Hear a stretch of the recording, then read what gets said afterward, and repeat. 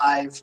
I'm here with my buddies Alex Rudd, Bass Geek, and Ray just went to go find himself a new pair of headphones because his headphones aren't working. But we are now live, so you guys can start shooting us your questions. I'm going to have these guys introduce themselves. You guys already know Alex, but Hank, if you want to give us a little bit of background about yourself, what kind of lakes you fish and where you're from.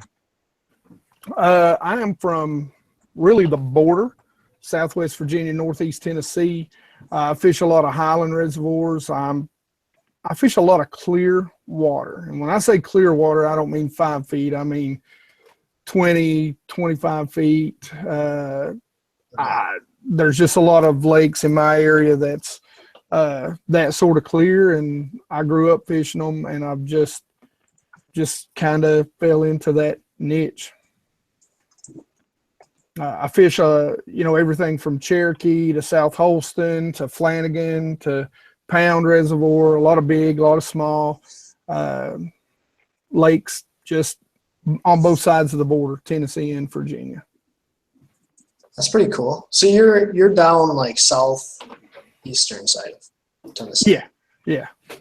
That's pretty cool. He's near me. He's like, you live like 2 hours away from me? Probably 2.5, right around. Yeah. How was that show this weekend? Are you guys going to the East Tennessee show? Either of you? I'll be actually working it with Ledgehead, so I'll be in Ledgehead's booth all weekend. Will you? Cool. I'll come see you, man. Cool, man. Sweet. I'll be poking around there. I don't know what I'm doing. I told Ben that owns Connexel I might help him, but I'll just be poking around there. So. Yeah, we have a show this weekend too, so I'll be down at that show. I don't know what to record when I'm down at those shows though, like vlog style, I guess. But I'm just gonna walk around and make everybody nervous with the camera, because all those dudes at that show are like so old school, and like there's nobody new there or like innovative. And everybody's just going to be like, oh, God, a camera. Oh, God, what do we do? So I'm just going to walk around and point it at people. Well, especially, I mean, these little local shows, it's not like you're at iCast or the Classic or something. Yeah. I mean, but, I like the small shows better. I mean, you get to go to your local vendors, your local guys. I mean, those guys are the ones that know what's really going on and what's really biting, what colors, what baits, are really working at the small shows, in your area. That's why I like them. That's a good point. And I saw you made that in your video was where you talked about, really going there to learn more about what works in your area, because the stuff that we have up here, I mean, you get a little bit of like wall or bass stuff, but then just a ton of walleye gear, and that has a lot to do with where we're at. Yeah, I've always heard a lot of people up north call smallmouth junk fish. They are too. Yeah.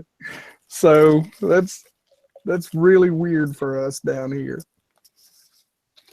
I just hope Bullshad's there again this year, because last year he ran some stupid good deals, and I didn't get to capitalize on because they have no money. But I don't got any money now, but I can figure it out. Yeah, he had buy Bullshad, like the big one, and get one free or something crazy like that, because there was dudes walking out there with like 6 or 7 of them because he had them like stupid cheap. It was that was probably one of the, sorry, I don't know what's going on here, but that was one of probably the biggest and best contacts I made at that show this past weekend. I hope there's some pretty exciting stuff comes out of that. Me and him were talking about some things, and I can't tell you about them, but cross my fingers. I'm jacked up about it. So, what was that at? It was the this was the first time they ever ran it. Alex, you probably heard of the 3B Outdoors TV show. I saw them the other day on Cherokee. Yeah, and so they actually started doing a expo in Kingsport, Tennessee, and that was the 3B Outdoor National Expo. So that I actually worked that show this weekend. with ledge head, and it was pretty neat, man. I mean, it was pretty neat. It was a smaller show, but yeah, I learned a lot from it. So I'm pretty jacked up about some of the stuff, some of the contacts I made, and some of the possibilities of what might happen because of it this year. So, well, they have that drop head, right? And that's a lot like that that bait you were talking about, Alex. Yeah. Mm-hmm. The Demiki, and that's something, you know, I fish deep all the time, and I figured you guys were going to ask me about this, so that's actually, I've got one rigged up. I've got one here in my hand. I've been playing with it the whole time. But the drop head that ledge head come out with, and we had several people tell us that the elites are sending in all kinds of orders for these things, but this is basically what it is. I don't know if you can see that. Sorry, I've got if you stick your hand behind it, what does it look like? Yeah, there you go. Now, it's a real light wire hook, and that's an armor shad that's on it. You can see that head. When you drop that down in the water, it really just, I mean, it'll set like that. And basically the smallmouth up here, down here, they love them. I mean, it's smallmouth really start to eat on those dying shad, those small, you know, yearling shad, which is, you know, again, about that size. And you just, you find your schools of smallmouth on your graph, and, you know, long points. You're always going to look for, you know, if you're looking at your map, you're always going to be looking for where those lines get really close together. That's what you're looking for. You're not necessarily looking for the balls of shad, but you want shad in the area. And you drop them down, and, you know, this is a 3/8 ounce head, because you're fishing so fast, you are so deep, you want it to get down there quickly. There's a lot of guys that, you know, were asking for a quarter, you know, at the show, but for me, I've actually been asking for a 1/2 ounce head. I want it to get down there fast. I want it to be like dunk right in front of your face, and then bam, here we come.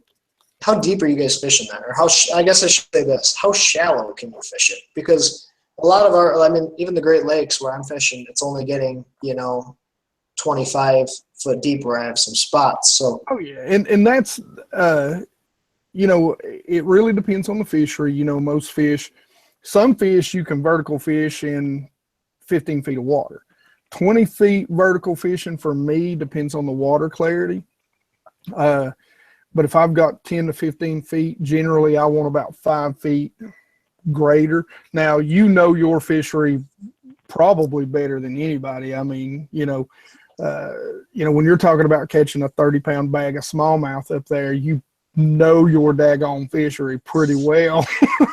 You know, till it gets too cold, and then I gotta well, you know, figure them out. But you know, this would even probably work in the summertime up there for you. I mean, you know, if a drop shot works, you know, dropping a shad bait down on them that sits perfectly in the water and just kind of jigging it. Now, the big key on that, a lot of times, less is more. So it's like a drop shot. You know, everybody wants, when they start fishing a drop shot, myself included, wants to sit there and do this. Just move that rod, move that rod, move that rod. And a drop shot, you're really being fairly still and just barely moving that tip. You don't want to overwork that bait most of the time. And this is the same way. The big thing is I like to play with the fish. It's cat and mouse. You know, when you see them come down, drop it. They'll chase it down, and then when they go down to it, start reeling it back up. You know, sometimes and then just set it still. And then when they start coming up, you know, if they're real hard to bite, you know, you got to play. I tell people bass and cats. I'm not a cat person, but if you ever have a friend or a person that's got a cat, especially a lazy cat, getting them to play and chase is just like getting a fish to chase that's inactive. So, well, it's funny because you guys always complain and say you never make it up here. You couldn't deal with the cold and sitting over a hole. But from the sounds of it, this is exactly what you're doing. You're sitting over a spot. you pretty much down. pretty much are. But it's still way colder up there than it is down here. No way. Like I want to move to Florida. You know, I want to sweat in the winter. Yeah, they're catching giants right now. Oh yeah. It amazes me. Like you watch like Mikey Balls and they're talking about bass on the bed down there. I'm like, what? Yeah, they're already on it. Yeah. Even in Texas. Did you see that absolute freaking pig that Jordan Lee caught? Or no, Matt Lee. Which one? Yeah, Matt. He caught it on Cherokee. No. Yeah, dude. Yes. Oh my God, dude. I'm talking, that fish was a freak of nature. It had a tail on it. I'm not kidding you, was that big around. It looked like one of Ben's smallmouth. That thing was a Dude, that toad. thing was, and it was so damn long. Yeah. He caught it in like 38 foot of water too. See, that's where I've been catching them. Like 35 to 38. That's where I found all my fish. Everyone I talked to at the show this weekend said on Cherokee, the bait and the bass are both in 30 to 40 foot of water. So, oh yeah, yeah. And I mean, they're just hanging out. You know how they do this time of year. And then, but the thing is, the biggest one we caught that day with that video, that last time we went, was in about 4 foot of water on a crankbait. So I mean, yeah. You know what I mean. You'll still get those. You'll still get those that are up shallow. That was one of those things. Is like we got the limit, and like we wanted to go get one more good one, and we just knew where we could go to find that one good one. They'd be sitting up there just chilling, eating, and so we just went and did it. You know what I mean? So that's this time of year, though. I mean, you can have a lot of fun on Cherokee if you know some different things. Yeah, that's what's position on. That's what's killing me. You know, me and Alex was talking about that before. This time of year, I'm unloading everything out of my boat, breaking everything down. I clean all my reels myself, and I mean I break them down to the nuts and bolts and screws and gears. I just, you know, I've got reels that I've got most of what you see me catching largemouth on last year. It's a rod and reel that's probably 16 years old.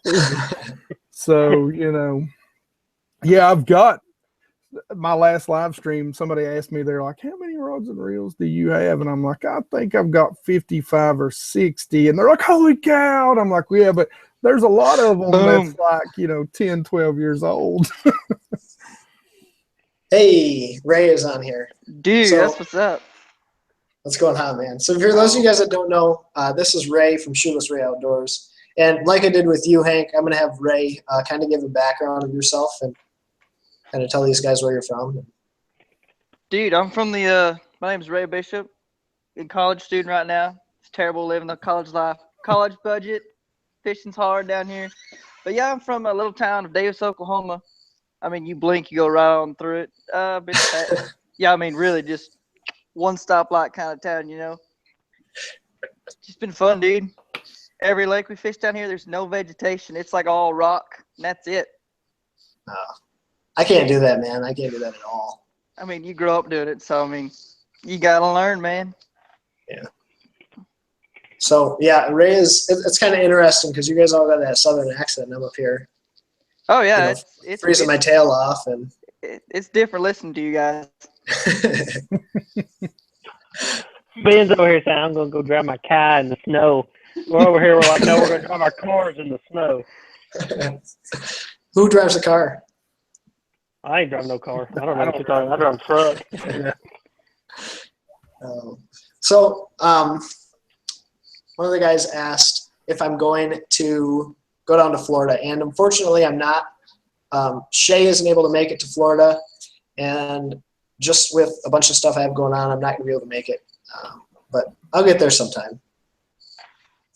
Hey, Ben, June, is that when I need to come up there and catch big smallmouth? Yeah. As close to the first week of June and as close to Memorial Day as you can get it. I mean, you know, my birthday is June 1st, so, I mean, you know, that'd be a fun birthday trip.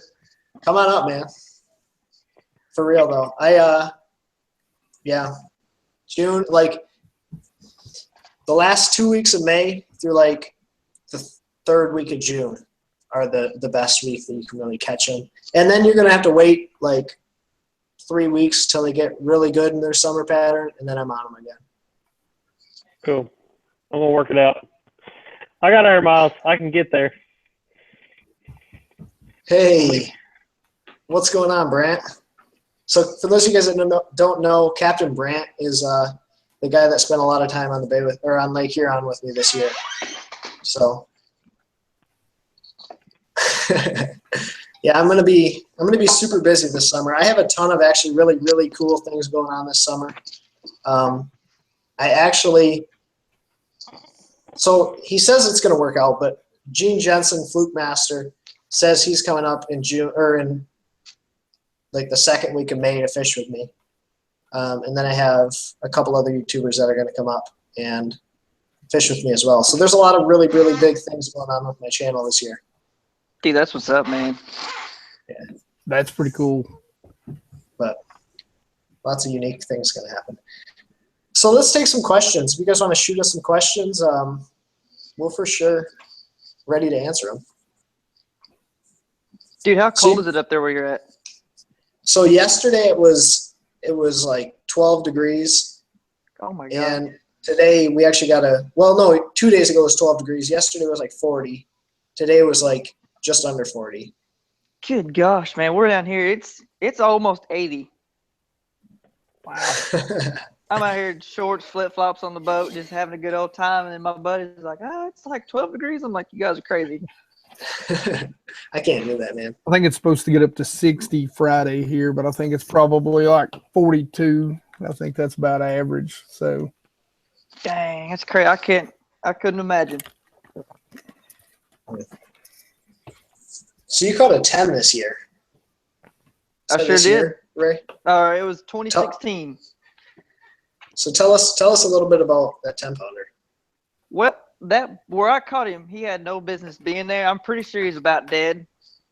It was, it was the middle of June. The water temp was 101, and I caught him in 6 inches of water. We were out there. There was a bluff wall, and what happened was, it was a vertical drop, and we'd throw up a chatterbait and let that thing sink, and as it'd go down, it'd put up that vibrating. And about halfway down, we'd start catching dinks. It was like, well, that's the only thing we've been catching all day. So about the 10th cast, I flip up there, and boom, there goes my line. I was like, oh, my God. And then about 4 minutes of fighting, he just rolled over and came right to the boat. So he didn't, like, rip your arm off trying to pull away? And No, it was a pretty depressing story. Oh. See, you hear all these guys catching like teeners, 10 pounders, and they say as soon as you hook into it, it's like a real fight. But it kind of sucks. I've caught 4 over 9, and they didn't fight at all. They just kind of like roll right to the boat. That's silly. Yeah. You guys showed your dog last live stream, so this is mine. But here, GC. Someone asked. Here. Yin and yang. What you doing, dude? Don't lick me. What you doing? Mm-hmm. So someone asked about a GoPro. Yeah, unfortunately, GoPros are great until they stop working. Oh, yeah. And then there's nothing you can do. Mm-hmm. They quit making parts. I contacted GoPro because when my 3 started acting up, I was just going to send it in and get it repaired. They quit making parts and destroy all excess parts when a new GoPro comes out. So they literally feel like when the 5 came out, they trashed all the 4 parts. And they just sell the remaining 4s that they have and then just start making 5. That's how you make your money, I guess. Well, Apple does the same thing. I use SJ cams. So you can get the Elite, like the Elite, the 5000 Elite, which is a 4K for like $125 and all the accessories you can imagine. Now, the only bad thing about those is their audio stinks. But pretty much all action cam audio kind of stinks. So is yours super, super, super saturated? Because I had one that was like a knockoff and supposedly it had like a Sony lens, and I imported it, and it was like, I looked like almost orange, and I'm never tan. So. No, this one isn't bad. The 4000 was real bad for that, but this one's much better. Okay, that's good to know, because I know a lot of these guys that are watching. Some of them want to start a YouTube channel, some of them want to get into it, but don't know really where to start. So I know my buddy Pioneer Outdoors, Thad, he uses like a small, just like an action cam you're talking about. You can get it off Amazon for like $90 or something. So Yeah. It's a great starting point, and if you find a good one, it's a great way to start your channel. Yeah, I like them. I mean, they're as good as the GoPro to me. You know, another good one that I've seen, it's as expensive as the GoPro, is that Garmin one. It looks really good too. I'm actually talking about, or I'm going to say, who's on the train? That's what I want to know. Dude, it's like, I live like a block away from that thing. It's awesome. I thought it was coming through your living room. I mean, the house shakes every now and then. Yeah. Ray's about to die. It's just about to be, man. We can make a viral video, though. I mean, dude, I'm we can telling all you. split it. You can try to hook that thing and see if you can keep up with it. Oh, my God. Challenge accepted, bro. 85-pound braid and an extra heavy rod. Just hook it and hold on. Just make sure it's a rod you don't want anymore, because it is coming out of your hands. Stand on the skateboard and let that thing pull you. Yeah. Dude, shoot, there was a big old semi that got hit down there, about a year ago. That's stupid. It was crazy. Like, it was about 3 o'clock in the morning. Train come through here, boom! I'm like, what is that? Walk outside, you see like smoke coming up and everything. How often does that stuff happen? Because I don't live anywhere near trains. I mean, I'm sure it doesn't happen often, but We've been in this house for about 5 years, and I've seen it twice. that's ridiculous. And both times have been at like 3 o'clock in the morning. That's ridiculous. Oh yeah, just stupidity. But I used to work on the railroad inside Tennessee Eastman. We had a lady on a forklift pull out in front of 10 coal cars in front of me one day. She made it. I climbed up on her and unbuckled her and threw her out, but it scared me to death, man. dang, dude. Goes to show all heroes don't wear capes. See, it freaked me out. My buddy Brant asked a question about the Ultrax and about the benefits of spot lock. So I kind of want to talk about that, and not just Minn Kota, but also like the idea of having spot lock. I know for me up here, that thing is going to be like game changer. I actually sold my talons at the end of the year.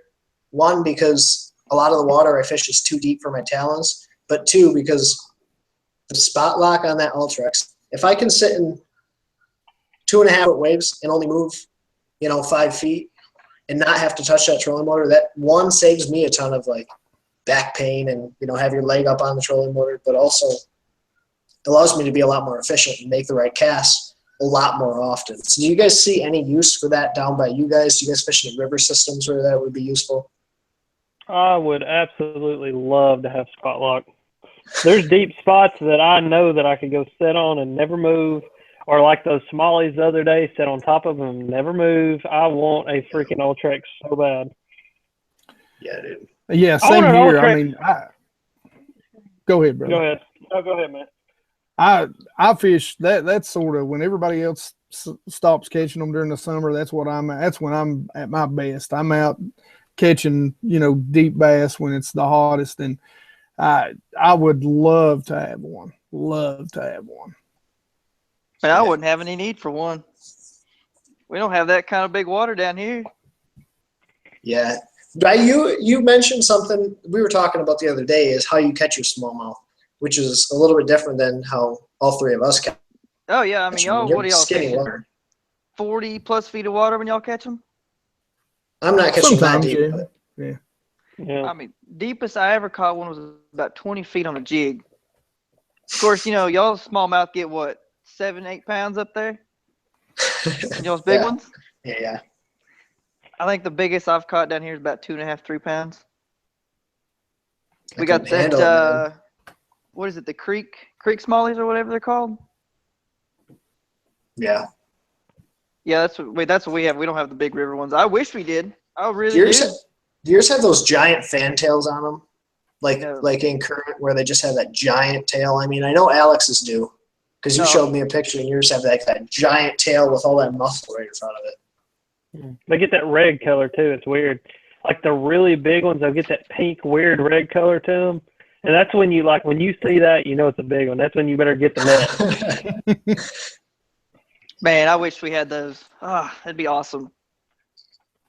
Yeah, I caught that 4-pounder on a swim bait in a BFL last year, and I knew because I had got to practice in that tournament, and I knew as soon as I caught it, I knew it was big because I was throwing a 5.5 inch, basically a 6-inch Shadowlicious, and my boater jumped. I wouldn't even look at it. I was just cranking. I was like, oh, and I heard my boater go, oh my God, that's a 5-pounder. And I was like, all right, I don't care. It's coming in. Dude, that for me is the worst because, I mean, we hook a lot. Once you see it come up and jump, then your nerves really get going and you try to play that thing and keep them down. What I found is if I just horse that thing to the boat, I mean, even on a drop shot, yes, I actually lose less fish than if I try to set my drag real loose and let him kind of run and play. Yeah. And I'm just like, nope, hook him, reel him down. I mean, he's going to fight a little bit, but just get him in the boat. I love to fight them, but I'm all about landing them. So, Yeah. And especially on a big swim bait, you've got all that plastic on each end of that hook, and I've had too many come up. They'll grind jump.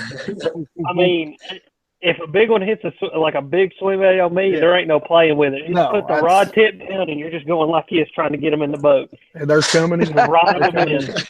I was even I don't know if you all seen that video. I was talking to the guys at Bucks and Bass about that ledge hog, that super big kind of blade bait that they came out with, and it's got trebles on it. And I was talking to them. I was like, so do you set your drag? Do you fish it more like a crankbait, where you got your drag? And they're like, no. They're like, you've got 1.5 ounces minimum of weight and metal. They're like, drag it in and put it in the boat. And I'm like, okay, I can do that. Well, that's the thing. I think a lot of people lose smallmouth. One, I mean, they do fight hard, but mainly because they're letting them play. With a tube head, all that weight is literally 1/2 inch from where you hook that fish. And that's just going back and forth, trying to pry its way out of the mouth. You don't have a weed guard like you do a jig. Once you stick them on a jig, I mean, a fish is coming in the boat. Yeah. When they coming off. Yeah. But when you get on that tube, you get just that hook, and then you got that big lead weight that's kind of like prying that hook out of that fish's mouth. Dude, keep that line tight and just get him in the boat. Yeah. And that's what I was saying. When I was first learning how to fish, even the small, 6-inch swim baits, I had my daughter with me one day, and she's like, Dad, that fish had the biggest mouth I ever seen. It made me sick because I guarantee it was a solid 7 or 8. And all it did was come up, and you seen this huge mouth, and you seen the swim bait, and he just went twist, and that bait goes pop. If you let them jump on a swim bait bite on a soft plastic, like I like to fish, and they twist that in the back of their mouth, it'll just, that plastic, that leverage will just pry it right loose. So. Yeah.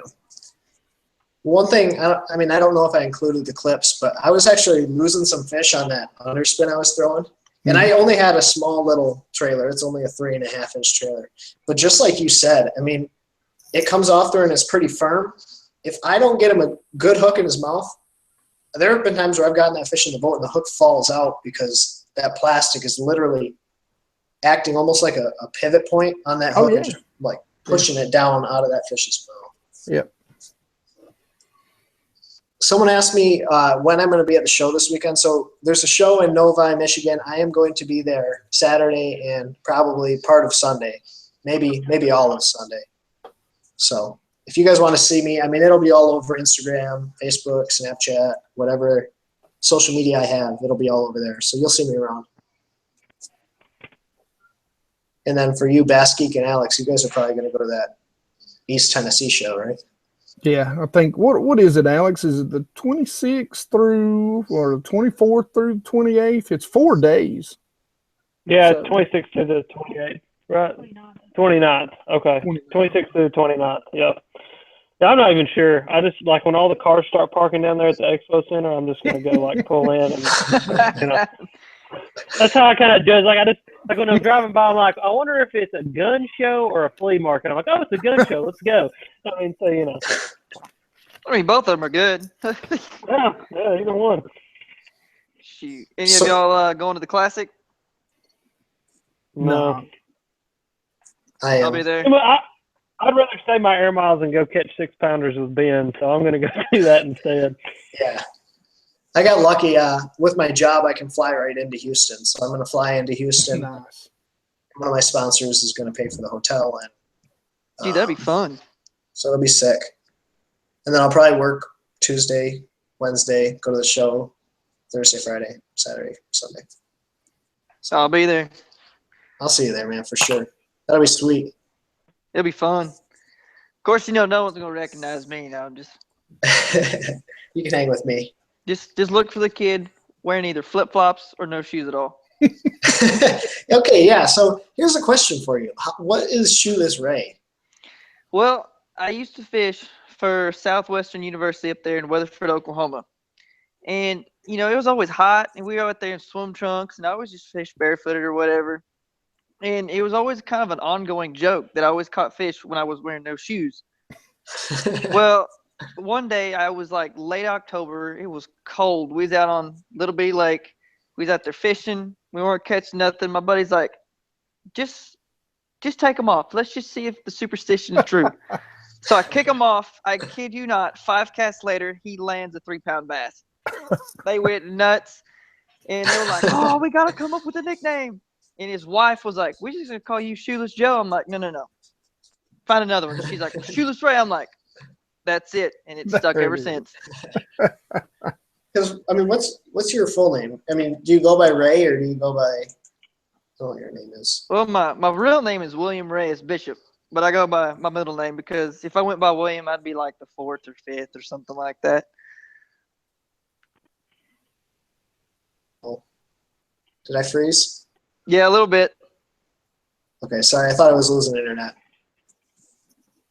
But we're good. Yep. So ever since then, it's just kind of been something I do. Just go fishing barefooted. Huh. At least it's a cool nickname. It's not like something, Yeah. No. If it ain't broke, Oh, don't yeah. fix it. Yeah, if it ain't broke, don't fix it. That's right. Shoot, any of y'all noodle?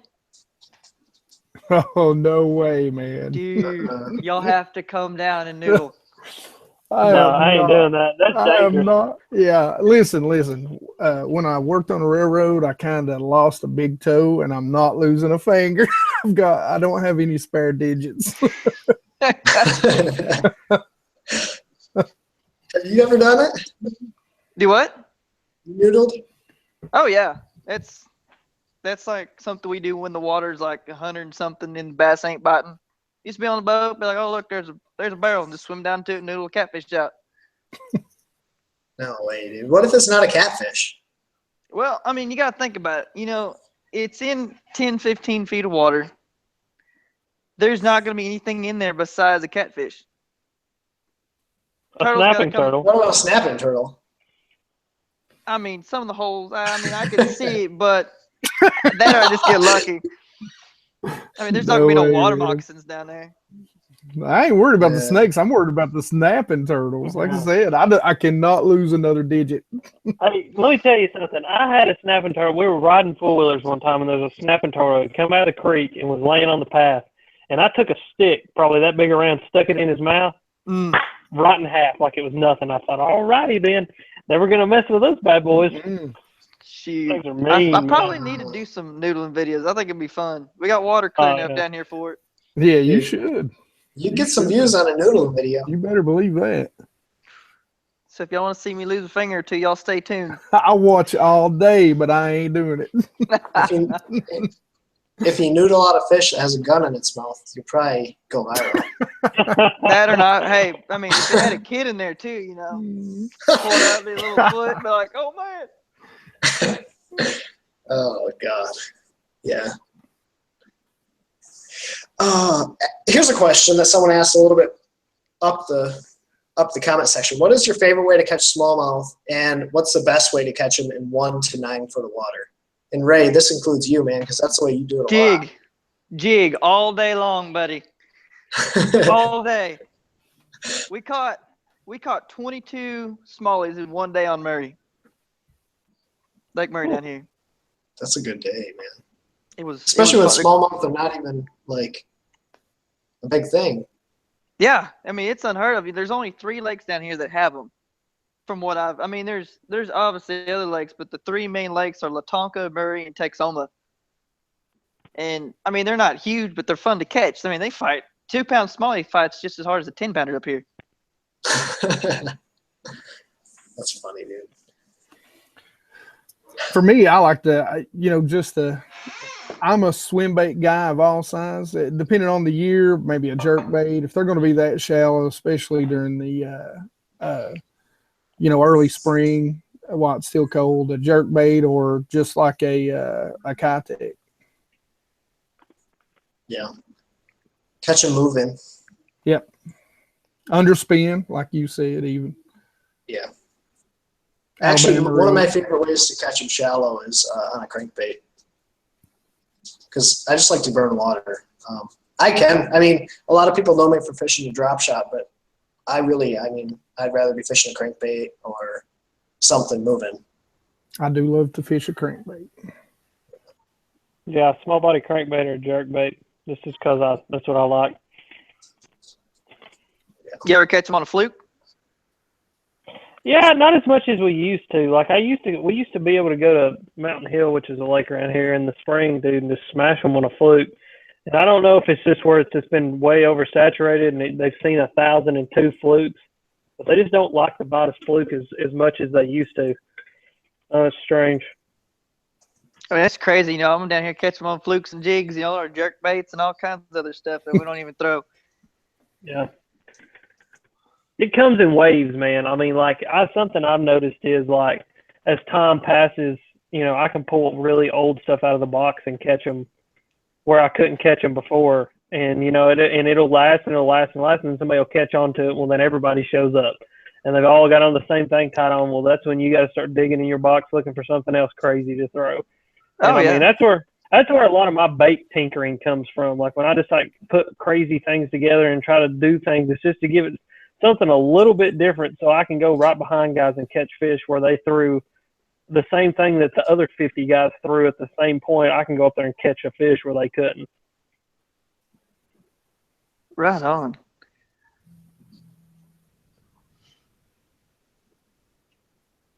So, Hold on. any questions? Am I missing comments?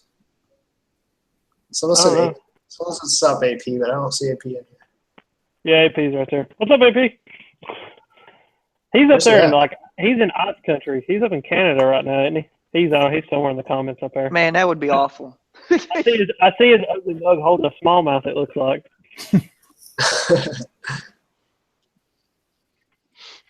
Sorry, guys. I'm missing comments or something. Anyways, shoot us some questions, guys. Oh yeah, yeah. What are you guys? Are you guys fishing anywhere soon? Are any of you guys getting out fishing soon? I know, Ray, you went out today, didn't you? Oh yeah, it was brutal. Wind was blowing really hard. It was like trying to reenact the Titanic out there. Just trying not to sink it. Right now, I'm going through all my prep work. It kills me this time of year because I love to be out catching big smallmouth. But right now, I'm going through all my prep work. I'll start practicing. I'm going to fish as a co-angler again this year. But just for me, the past 2 seasons fishing the BFLs as a co-angler really just is preparation to fish as an angler next year. So, you know, I'm getting all my gear ready. I'll start practicing by myself the middle of February on Norris, and our first tournament is in it's the second weekend, maybe even the third weekend of March. So I've still got a giant order of baits, and I'm spending like a lot of money on gear. A lot of money. Luckily I got a buddy that's got a buddy that knows somebody, and he's getting me a stellar deal on the Tatula R types. So I'm going to order 5 of those, and I mean that's sort of, you know, where I'm at. So I it's either money to prepare or money to go fishing, and right now it's all money to prepare. So. Mm-hmm.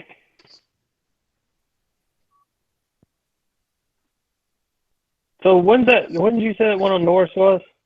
It is it's the second or third week. I've got it marked on my calendar. I don't remember exactly when it is, but it's the second or third week of March.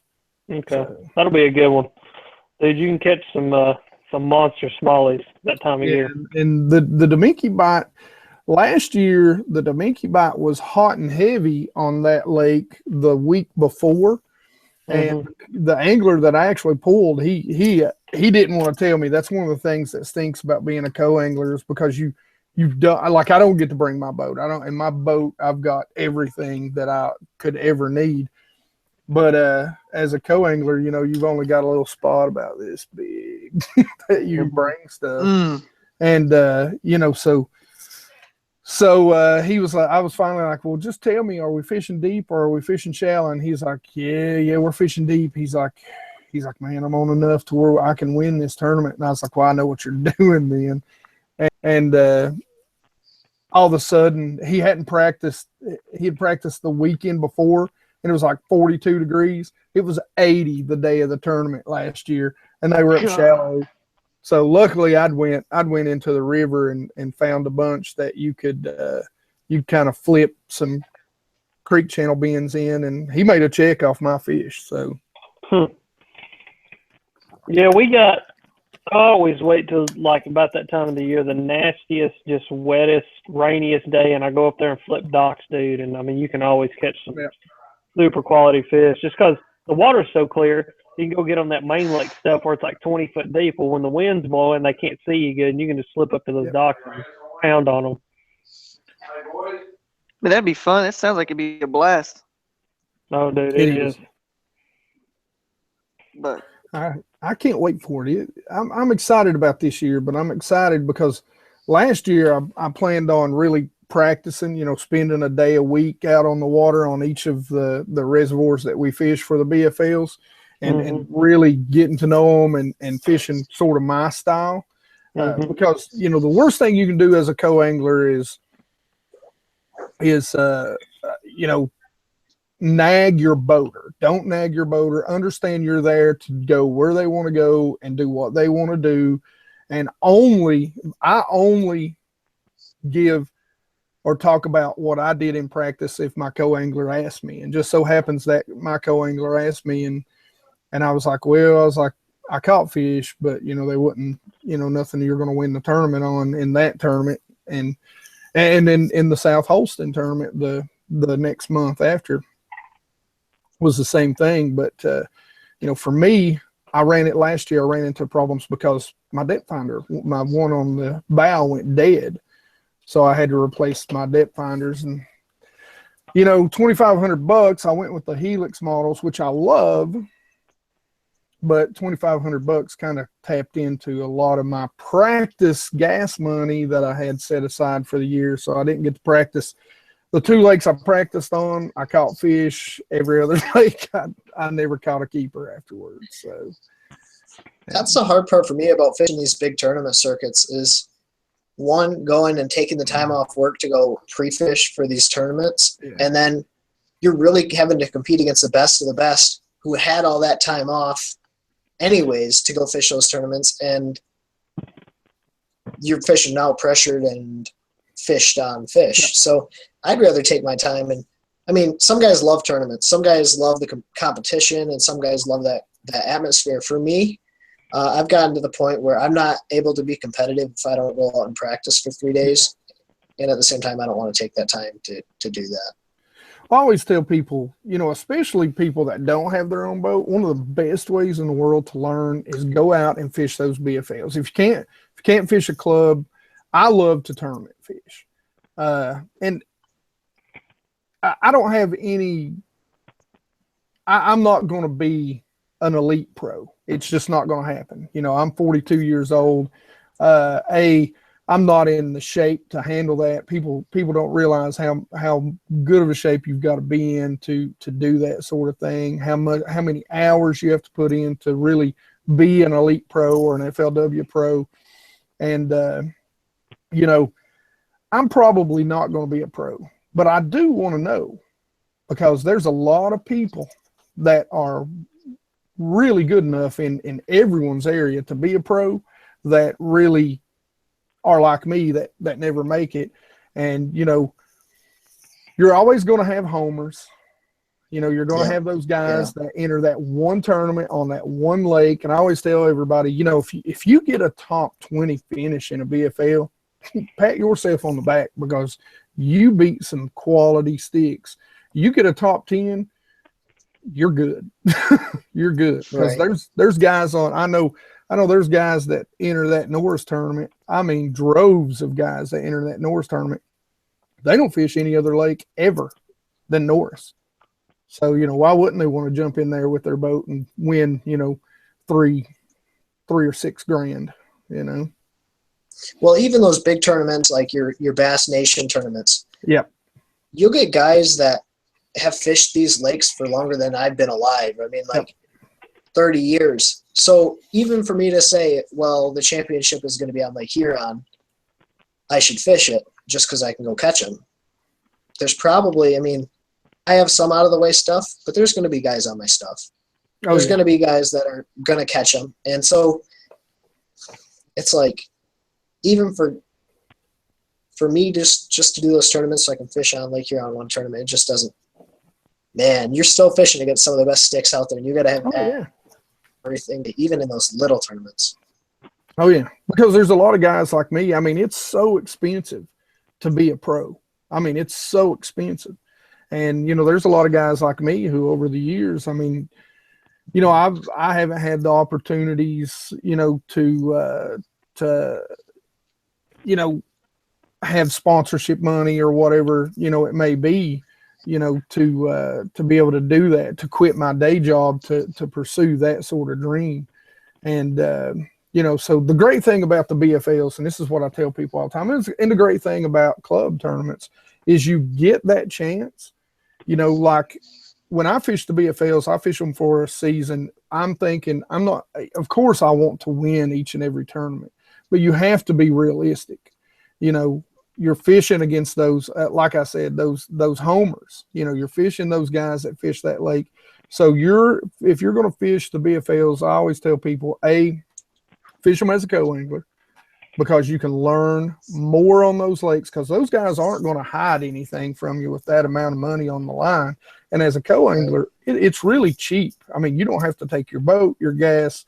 You can actually just show up, and it's cheaper than a guide trip. I tell people that all the time. I'm like, $115, and you can go out and fish with some of the best sticks out there. I fished with Derek Blake, who I became real good friends with, who's going to be a pro. We finished third in that FLW Open down there on Norris this past year. So he's going pro this year.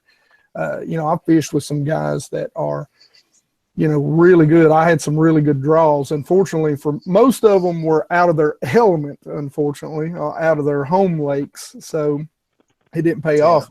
But now, Derek, you want a guy that can skip some docks. Whew, Lord have mercy. I've never seen anything like that in my life. When I watched that, I was like, okay, I'm going over to this lake so I can just practice flipping docks all day long. I've got to get better at that. It was insane. But, you know, I tell people all the time, you at least like I did qualify to go to the regionals. And I mean, you know, that was an awesome opportunity to go to the regionals, and you've got a shot to fish for, you know, as a co-angler, I had a shot at winning, you know, I think it was like $37,000, no entry fee. That's insane. Wow. And then from there, you know, if you finish in the top 6, you go on to the nationals and you're fishing for $50,000, no entry fee. They pay for your travel expenses and the whole 9 yards. So, you know, Yeah, that would be an experience for sure. Mm-hmm. Does the VFLs do this by you guys? And we'll just stay on this topic for 2 or 3 more minutes, and then we'll kind of move on to something else. But do they schedule the same lakes? Like ours are literally St. Clair, Erie, and it literally just goes back and forth, St. Clair, Erie, 5 times. Yeah, here we've got the 4. Now they used to they just go like Cherokee twice, but they've added Norris just last year. So the big 4 are Norris, Cherokee, Holston, and Douglas. And then for the super tournament, the 2-day tournament, or what I call the 5th qualifying tournament, last year it was on Chickamauga. This year, I don't even remember where it's at, but it's somewhere down around you, Alex. But, Shoot, we only got 3 lakes big enough to have those BFLs on, so that's the 3 they go to. yeah. That's a big point too, is there are a lot of huge lakes for those, you know, 100, 150 boat tournaments. So Yeah. I'm so out of the whole tournament thing. I don't have a clue. I couldn't answer a question if you wanted me to. I just don't. Not my concern at all anymore, really. yeah. When I know that I can do this, the whole YouTube thing, I just don't have any want or drive to do that. I'm just competitive, man. I've always been, you know, I played baseball, wrestled, football in high school. I coached high school football for 13 years. So, you know, I like to know where I stack up. So it's just kind of, it's just me. Mm-hmm. Yeah. Yeah. That's like the competitiveness, you know. I'm the biggest trash talker on the water, too. Me and you'd get along good fishing. Dude, man. I'm telling you, like, we had that tournament on Lake Murray. And I mean, it's a small lake. It's no bigger than 4,000 acres total. And I mean, there was 5 boats sharing banks, sharing patches of hydrilla. I mean, it was overcrowded. We're out there for the Okie series, and I believe it was UCO. They were the next boat over, and no one was catching anything. I looked at my co-angler and I said, "Bro, we've thrown everything but the kitchen sink. What you got?" He's like, "Well, my grandpa gave me some of these firetail worms. We caught 3 bass back to back to back on a firetail worm." And UCO looks over, you know, and I'm a trash talker. I just dangle that little thing right in front of them. They just like, you can see them just digging in the boat looking for something. I'm like, we just kept throwing. I tell people all the time that there's this little lake that's real close to me, and you've got, you know, I live in the mountains of Southwest Virginia. I mean, the mountains. And so you got these bank bangers all the time, man. They're just, you know, they're 15-foot clear water, 90-degree water temperature, and they're throwing a spinnerbait, you know, a wider chartreuse spinnerbait. And I'm out there in the middle of the lake just jacking 3 and 4 pounders. And I tell the guys I take fishing with me all the time, I'm like, guys, there ain't nothing better than catching them with an audience. You know, just. Yeah. Of course, you know, you can hear me all the way across the lake if I catch a big one. Oh, yeah, I'm the same way. Pulling Akinelli. Oh, my God. Yes. Yeah, that's me. I mean, you know, you break off on a big one, I'll throw my rod in the water, don't even care. And then I'll swim after it once I realize, you know. I've got a video up where I catch a double, a spot and a largemouth on. I've just got it under my quick clips on a school that I'd found on an Alabama rig, and that was the first double I'd ever caught. And I mean, I'm just like, there's like 3 boats around me. They're all on these different points, and I'm just like, whoa! I mean, it echoed through the mountains. I, for some reason, just lay down. Like, go watch any video where I catch big fish. Like, my legs just quit working. I'm just, like, laying down with the fish, and it's like holding it up over my head. That Cherokee video on there, you're just sitting there holding him. Whoa, whoa. Yeah. I was like, I don't know what happens to me. My legs, like, it's like I'm so calm, too. Like, I'll hook a big one, and, like, you listen to me. Like, I'll be talking to Dad. Like, I got him hooked good. Make sure you get the net. All right, it's coming up. And then, like, he gets in the boat, and my legs just give out, and I just sit down, and just like, just inaudible noise. I just start grabbing for the fish, and just, you know, I don't know what happens to me. I mean, I yell so loud I get lightheaded, so you know. Yeah. I tell somebody, I swear, catching bass, it's like being a kid, and it's Christmas every time, because you ain't sure, you don't know. I've had fish where I've caught that have been big that I thought, oh, it's a small one, and then they get right to the boat and they dig on you. You know, it's like unwrapping that Christmas present every day. You see, I'm almost the opposite of you guys. I mean, I get pumped, but like if I hook a fish, it's like, oh, I got him. And you'll see me. I don't know if I put it in the video, but the day I caught 25 pounds, the first day this year, I was like hooking fish, and I just kind of look back at Joe, be like, hey, man, I think you need to get the net on this one. And then I start reeling him to the boat, and it gets up next to the boat, and he nets it. And then I kind of get pumped. But, like, until that fish is in the boat for me, it's like I'm going to work. I mean, it's all business getting that thing in the boat. Bro. Dude, you catch so many 5-pound smallmouths. Just don't even play games. It's like going to the grocery store and picking up bananas. It's like us catching 3-pounders all day. Right, there's a 3-pounder. Yeah, he ends up there like, I got a 5. Yeah, whatever. You're sticking in the live. I'd pass that if I caught one over 5. I ain't gonna lie. I don't think I've ever seen one down here get that big. I got one in the boat earlier this year, and it was the first day that I really jacked him good this year. And I got one in the boat, and I swear it was a 7. And I'm just sitting there shaking. My hands are shaking. I'm laying on my back, and it's the clip that I don't know if you guys saw it on my Instagram. It's like a 15-second clip where I just go, and I'm totally inaudible because I forget how to talk sometimes. But dude, like, I don't know how people can go and not enjoy catching fish, because to me that is like the biggest adrenaline rush in the world, man. Oh yeah. I was at a seminar one time, and I don't remember this pro's name. You know, he was a new guy, but he said, you know, catching bass is a non-transferable feeling. You cannot explain, no matter how hard you try, until you take someone out and let them catch one. They're like, I'll tell you, for a long time, I didn't fish for a long time, and I was like, you know. But when I got into bass fishing real heavy, I went with a buddy of mine who took me bass fishing. I'd fished, you know, trout and other things in the area.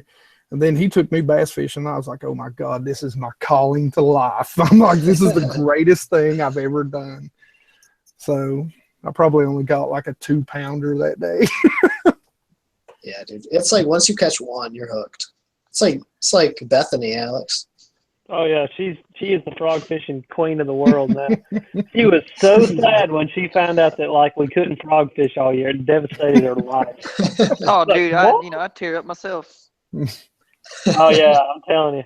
All right, this is a great question, and I think we can all answer this one. It says, what is the most important qualities you guys look for in quality baits?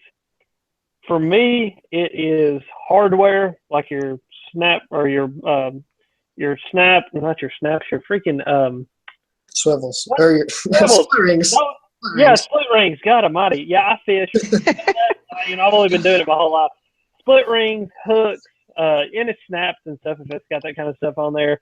And just overall kind of build quality, like duo baits.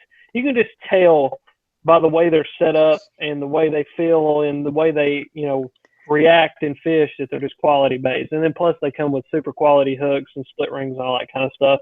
And then if it fishes good too. I mean, you're just looking at it in the package.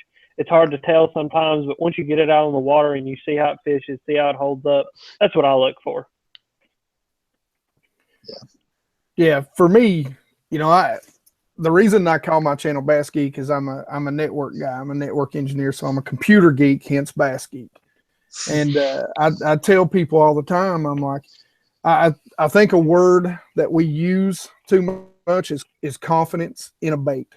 For me, I'm always doing my homework. Steve Jobs doesn't know everything or didn't know everything about every piece of software and how it interacted with every piece of hardware for Apple. So you're like in my job, I'm never going to know every piece of software and how it interacts exactly with every piece of software or hardware, but I understand how to troubleshoot it. And that is just doing your research and making sure you have knowledge. So I always research action. Action is, to me, 70 to 80% of any bait, and then color and whatever else you want to throw in that fray. It's all about the action. Mm-hmm. Yeah. What about you, Ray?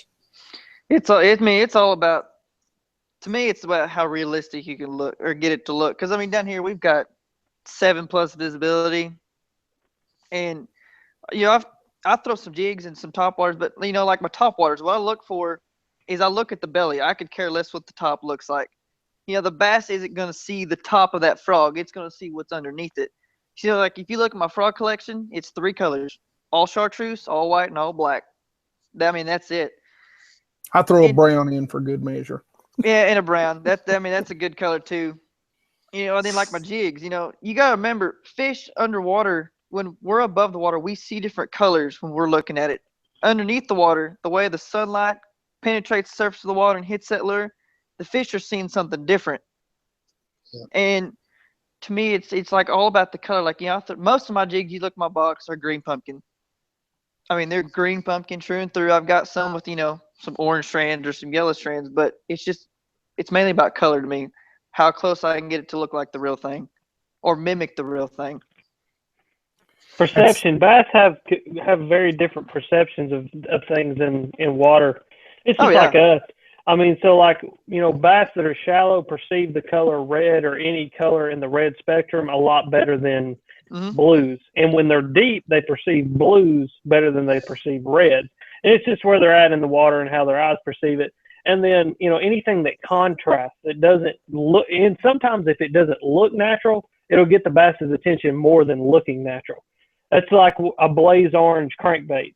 That will get a bass's attention in gin clear water more than something else will, just because it catches their eye and its reaction. It just hits that instinct to go hit that, because they don't have hands. They can't go like grab it and go, oh, that's a red colored crankbait. The only thing they got to, it's like a shark. It's with their mouth. And so they just go and they hit it out of reaction and total instinct. Because, I mean, the thing is like people, a bass doesn't look at your bait and have a thought. A bass looks at its eyes sees your bait and its brain goes, food, eat. And it's just boom, boom. And you know what I mean? So it's like a shark. Just like a shark. It's perception. That's why they tell you not to wear shiny things when you're in the lake with predatory fish or sharks. Because they see something glimmering like a bait fish, their instincts are just going to go kill that. There's a lady got bit this year on Mountain Hill by a muskie because she had a tattoo. They said it is the tattoo, that it was just contrasted the water. Dang. The white of her foot and the tattoo contrasted the water, and he bit it just out of instinct because it didn't know any better. I mean, it's just going to see what the heck it is. So it's all just, it's one thing you got to think about. I did a bunch of research. I did a video series a while back. And I mean, I sat for like 3 days. I'm not kidding you, and like neglected homework and everything, just to study, just to study how bass perceive colors. And I mean, it's pretty amazing. Like that's why blues, I've found blues don't do as well in shallow water as darker red colors do, just because of the way they perceive them. That's why you fish a black and blue jig in 20 foot of water and not a chartreuse and orange jig. Now it may work, I mean. There's those times that the randomness happens, like catching one on topwater and at 12 o'clock high noon and the water's 90 degrees. I mean, shit just happens sometimes. But, I mean, most of the time, if you go by a set of rules, bass brains are as big as your thumbnail. And, I mean, it's pretty, I wouldn't say it's easy to trick them, but it's easy enough to get their attention with all the technology that we have. That's like the Livingston thing. I really believe that works, just because that lateral line, when that sound hits that lateral line, them fish are like, whoa, what is that? You know, they're like, I've not heard that before. You know, let me go check this out. Hey, you could try something. Do you have any blank Livingstons, like clear ones? I got one that's sort of clear, but it's not like clear, but it's like transparent. Try it. You know when you know it's a reaction bite? Yeah. Just try it. See if it's just a sound thing. Well, dude, I had one, and I don't know if this was total coincidence or what it was. It was during the shad spawn, and we were fishing topwaters just on riprap, and I threw a Livingston up to the bank, and I accidentally, it was one of those things like the wind got a hold of it, and I was picking up my bird's nest, and Dad was walking his back. Well, I got my bird's nest picked out, and I'm not kidding you, the bait probably been sitting there a minute. And I got my bird's nest. Well, he's walking his back, so I'm just letting it sit there, and all of a sudden, just poof, it was gone. Fish ate it sitting completely still, and I heard the dang thing croaking. I heard that rant, rant, rant, and about Boy, that you must have good ears. That third rant, dude, that thing, poof, he was gone, and I laid into him, man. Got it right up next to the boat, and it pulled off. But I sent that one to Livingston. I was like, all right, guys. So that couldn't have just been a coincidence. It's kind of crazy. Saved up a fish to Livingston. That's a good time to throw at Livingston too, is when that shad spawn's going on. Mm-hmm. Yeah, I actually ordered me a 8-inch bee venom. It's going to be here in a couple of days for shad spawn this year. Yep, that's awesome. I'm going to throw it around and see what I can do with it. So this kid was asking this question, and he had probably asked it 8 times. His name is Evan Carlson, and he was asking, what's your favorite rod for a 1/4 ounce Texas rig? And I think it's a good question because, in my opinion, a lot of people put too heavy a weight on their Texas rig, like most of the time. A lot of times I will throw a 1/4 ounce. Unless I'm fishing cover, I want the lightest weight to get it to the bottom, right? So I'm fishing like a 1/4 ounce with a 4-aught flipping hook and, a beaver, or I don't know, whatever your favorite flipping bait is. Throw it on a 7.3 medium heavy or like a 7-foot 3/4 heavy. For me, I'm throwing it on the same thing I would throw a 1/2 ounce Texas rig. It's just, for me, it's the same rod. Yeah, I'm the same way. Probably a 7-foot, 7.3 medium heavy. And the biggest thing is just adjusting your reel so that way, it controls that bait better. Just like you would set it up for a 1/2 ounce, you're going to adjust it so your line is falling however fast you're used to flipping with, and just flip it in the same place as you flip your bigger weights. You guys do the same thing, all you, Alex and. Oh yeah, Yeah. 7 foot medium heavy all the way. Yeah. I use a little bit longer rod just because I'm a bigger kind of guy and I like a longer rod. I'll shut up at this point. But I just adjust my reel to the weight. You know what I mean? So. Alex, you're like 6 foot what? I'm 6'3". Yeah, and I'm like a little baby. I'm like a gnome.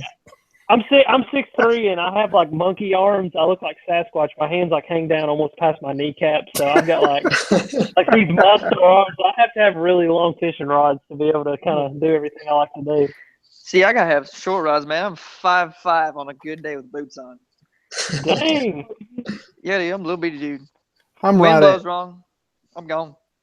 I'm right at 6. Yeah. I'm pretty short too. I'm like 5'6", maybe 5'7". So. I don't feel as bad. Yes.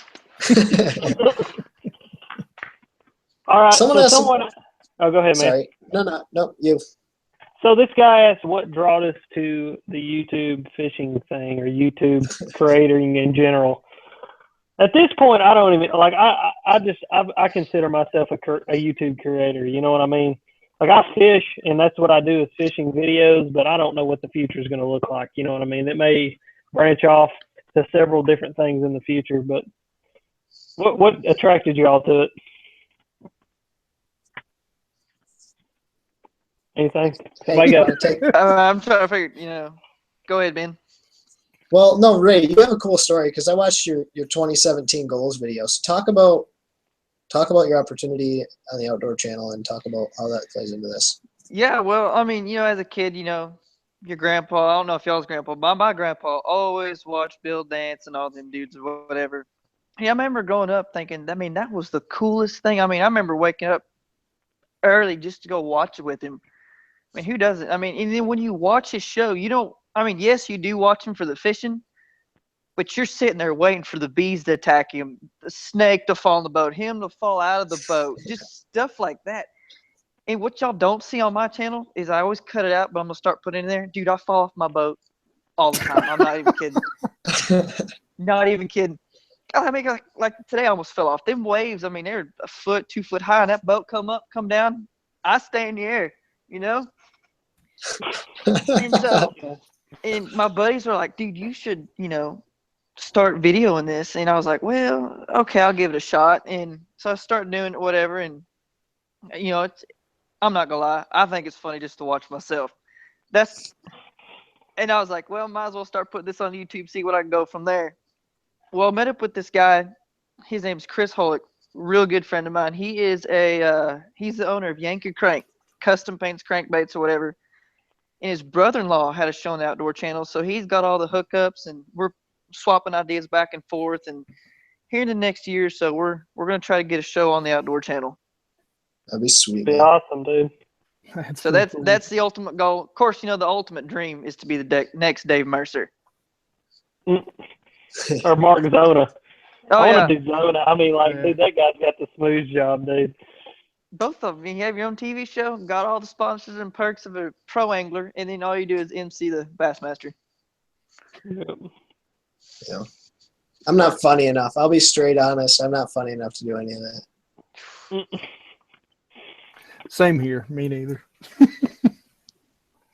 What about you, Hank? I mean, how did you get into this? Man, there is a lot. Just YouTube itself. You know, I'm always doubting myself. I've wanted to fish BFLs forever. I built them up in my head for a long time.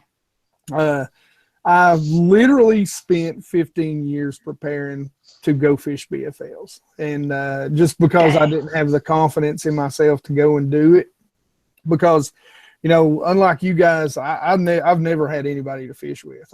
Everything I've learned, I've taught myself beating water, and you know, not understanding what I understand about the BFLs now. You know, I just didn't have enough confidence in myself to actually go out there and do it. I didn't want to look like the idiot, you know, the village idiot that was hooking his boater in the back of the head, or you know, doing something really stupid, which I am prone to do once in a while. Not hook my boater in the back of the head, but something stupid.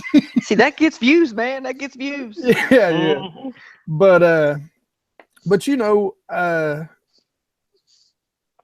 I actually bought a camera because, again, I coached football for so long, and I actually seen the guys on Tactical Bass, and they did a video a few years back, and they were like, you know, you should at least buy a camera, you know, to film yourself, because you won't believe, you know, some of the things you'll forget by the time you get home. And that's actually why I bought a camera, and I started filming myself. And I'd actually taken television productions. That's what I was planning on going to college for. Me and my high school sweetheart, who I've been married to for 22 years now. That's awesome, by the way. And That's great. Thank you. And we've, you know, we got pregnant our senior year, and so that kind of put the hold on college then. But so I've had some video training, you know, way back. You know, you were talking about watching Bill dance with your granddad. Well, I'm old enough. That was my dad that I was watching Bill dance. And so, you know, I mean, I just started editing some videos one day, and I had, you know, my wife and my son, and, you know, all of them were like, man, you ought to put those on YouTube. And I was like, I'm not putting them on YouTube. I'm like, because the first time an 8-year-old troll comes up, I'm gonna be like, boy, I'm gonna whoop you like your mama should, talking to people like that. And you know, So, because being an offensive defensive line coach, you're generally not known for your tact. So, but like I said, that's kind of why I ended up doing it, is because I ended up having several friends that seen some of the videos I did, and so it just kind of helped me kind of get out of my fishing shell that I was in. So, and man, people have been nice. I never thought I'd have 1,500 subscribers. I was just doing it for that one person who was like me, that just didn't have somebody to fish with that knew more than them and could, listen, I am, and I hate to use this because there's somebody already out there, but I am a tackle junkie. I'm addicted to buying tackle. I am addicted to, if I could just show you one day, but if I can save people money and steer them away from spending their money on things that, man, I know have caught me, I'll be happy. That's my biggest deal. I just want to, sorry, go ahead. Do you guys ever sit back and actually think about how many people watch your videos? Everyone's like, 84. Everyone's like, I have 900 people that watch this video, and to a lot of people that doesn't seem like a lot. Put 900 people in a room. Yeah. When you put 900 people, yeah, like you said, that's a big like footprint. Jake. That's like Jake. Think about that video he posted. 4.8 million views, and it just keeps on growing. Okay, let's put that into perspective. The biggest What video was that? It's a river treasure hunting video. He finds a gun. Dude, did you know his video he did after that was just where he recaps his top finds? There's over 6 million views now. Dang. It's Crazy. So he has 2 videos in the last week that have over So- 10 million views combined. So, okay, 10 million. Just imagine 10 million. Take the largest football stadium in America, the Big House. It holds what? 100 and it holds like 120,000 people, right? Or some 120, 125. It would take, what's the math? What's the math on that? What's 10 million divided by 125? Take 100. Here's one. More. Oh, we lost him. You're breaking up, buddy. I can't hear you. It would take 100 big houses to hold those people. Dang, that's a lot. It'd take 80 of them is what it's like. The exact math would be, it'd be almost 80 of them to hold all those people that just watched that one video. That's how many people that he affects. It would take 2 cities of New York, 2 New York cities. That's crazy. Of people that just watch his videos. It scares me at times. I'll be honest with you. I'm like, I don't want to blow up. I'm like, I don't want that many people watching me. I'm like, then I feel like I owe them something. I have to do something to top what I've done already. If you guys have, that's crazy. If you guys have questions, send them in the comment section. But I want to address something. I know YouTube fishing. People are coming to YouTube to learn how to fish, and watch fishing is growing. Mm-hmm. But it is so tiny in the scheme of YouTube.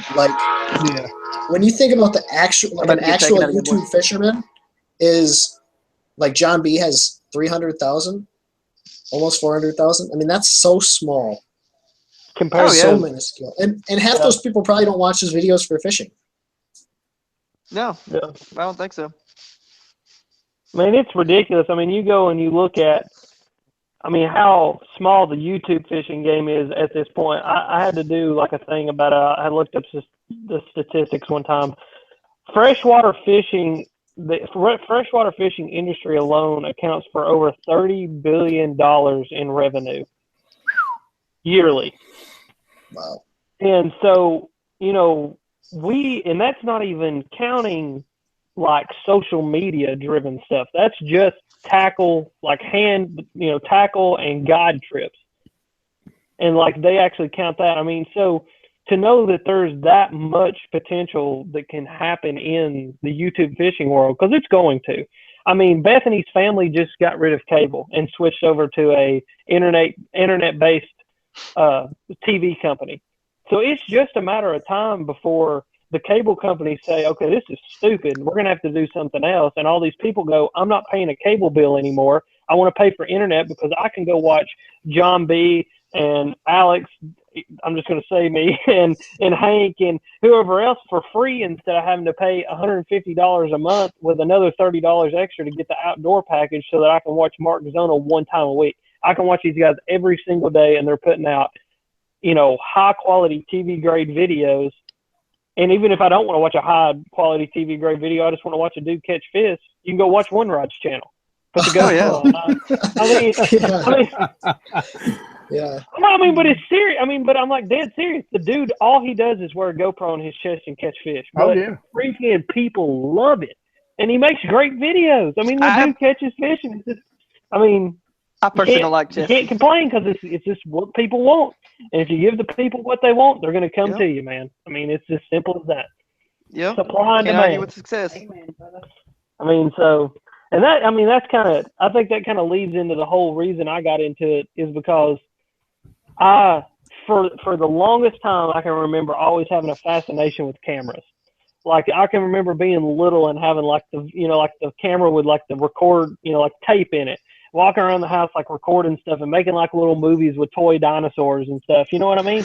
And it's because I had like a fascination with making something, and I never had a fascination with making something with my hands. I wanted to make something like that, like something that people could watch and like get captured in.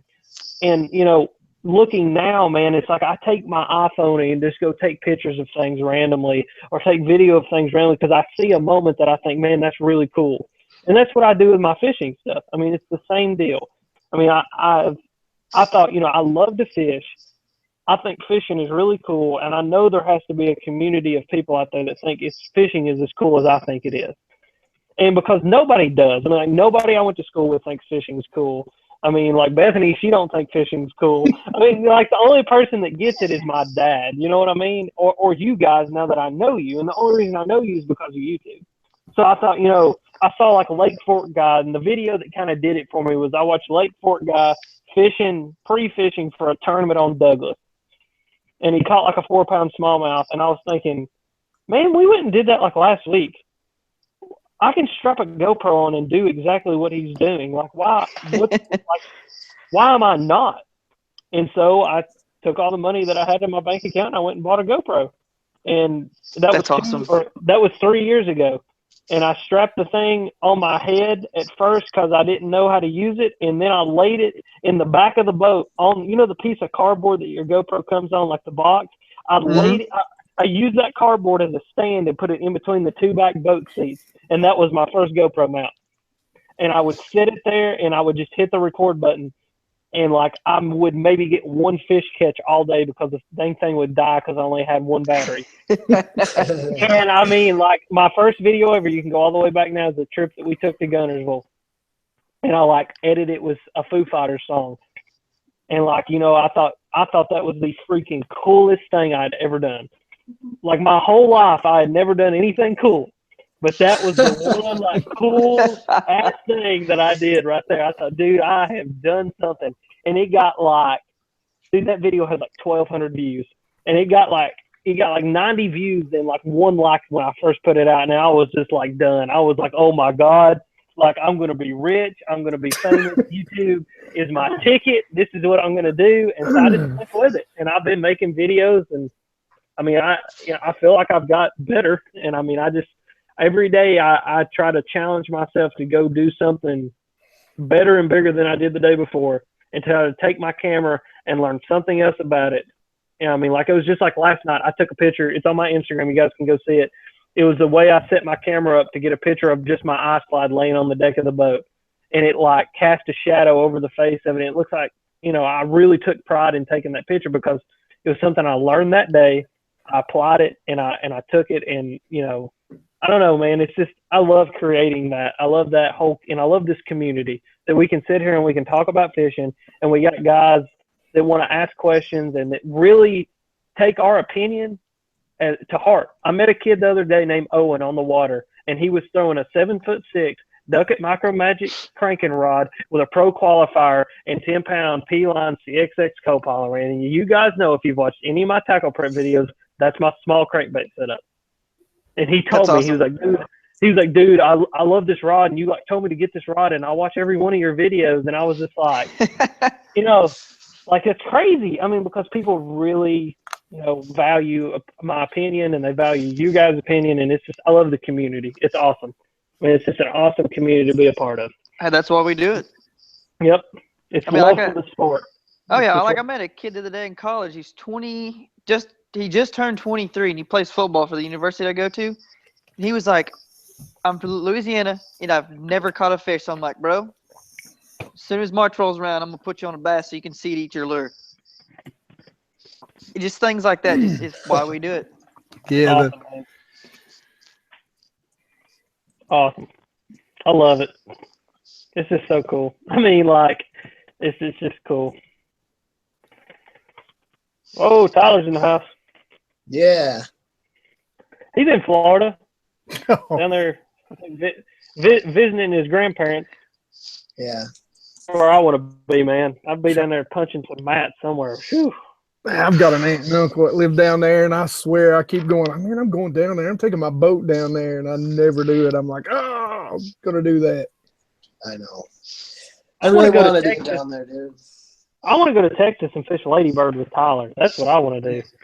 Dude, Yeah, that place. Whew, I don't know how I'm going to do it, but I'm going to get down there and get on some of that. That clear water, big bait fishing. I love that kind of stuff. I know, man. I was trying. Tyler's so busy though, man. I was really pushing myself out and saying, "Hey, I'm coming down. But It's just the expense of everything. That's what I'm waiting for. It's like I want to be big on YouTube, not because I want to be big on YouTube, just so I can afford to go places. Oh yeah, definitely. I mean, like, that would be my problem. Is like I'm not kidding you. Like, as soon as that YouTube check went in the bank, I'd be like, all right, where's my plane tickets to the next place that I'm going? Like, I'd just be all the time going somewhere. yeah, dude.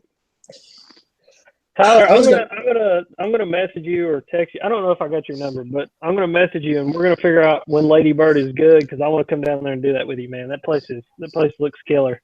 Or just do whatever you say to catch big fish, because you know it a lot better than I do. Yeah, if Tyler wants to tune in, just let me know. I'll shoot you the link.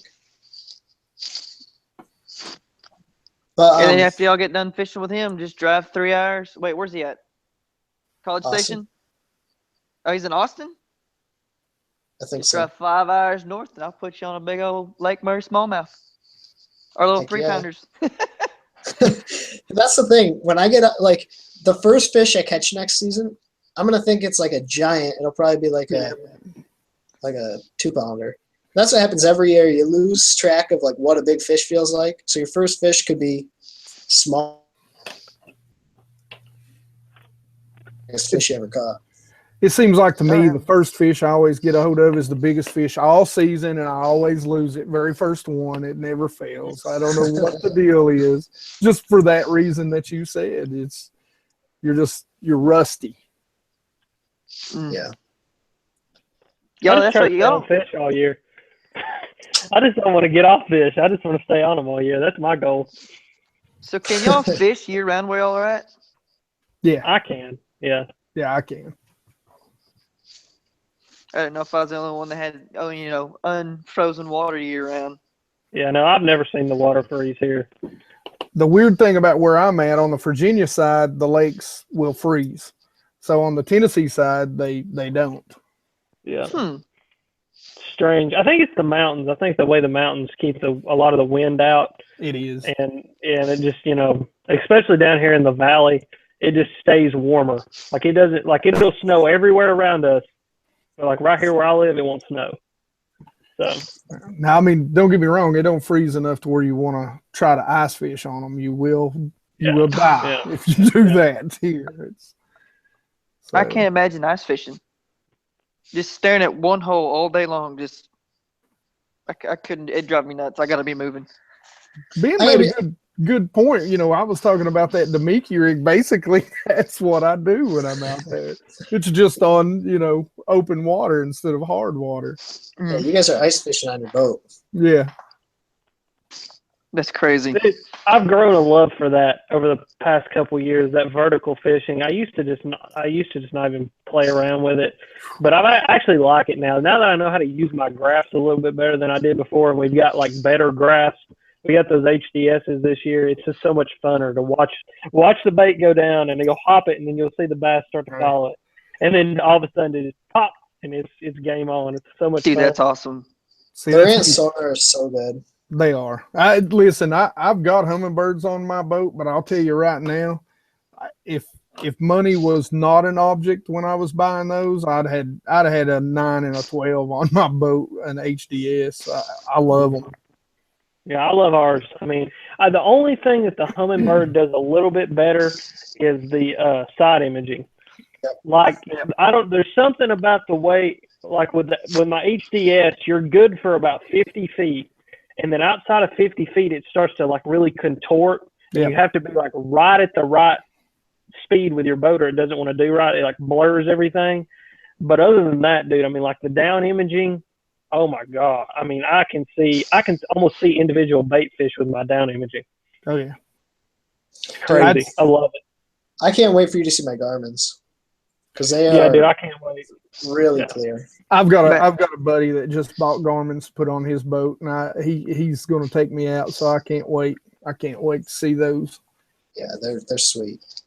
Panoptics is really, I mean, that was the selling point for me, but the side imaging is pretty close to Humminbird. I don't think it's as good, and the sonar it's okay. I mean, it's like a Hummingbird's.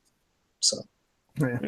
Well, I can't say nothing. I mean, I learned how to catch deep fish on a flasher in the lake, went to a black and white. I mean, that's like, you know, we were talking about editing, you know, I started to make the joke and kind of forgot about it.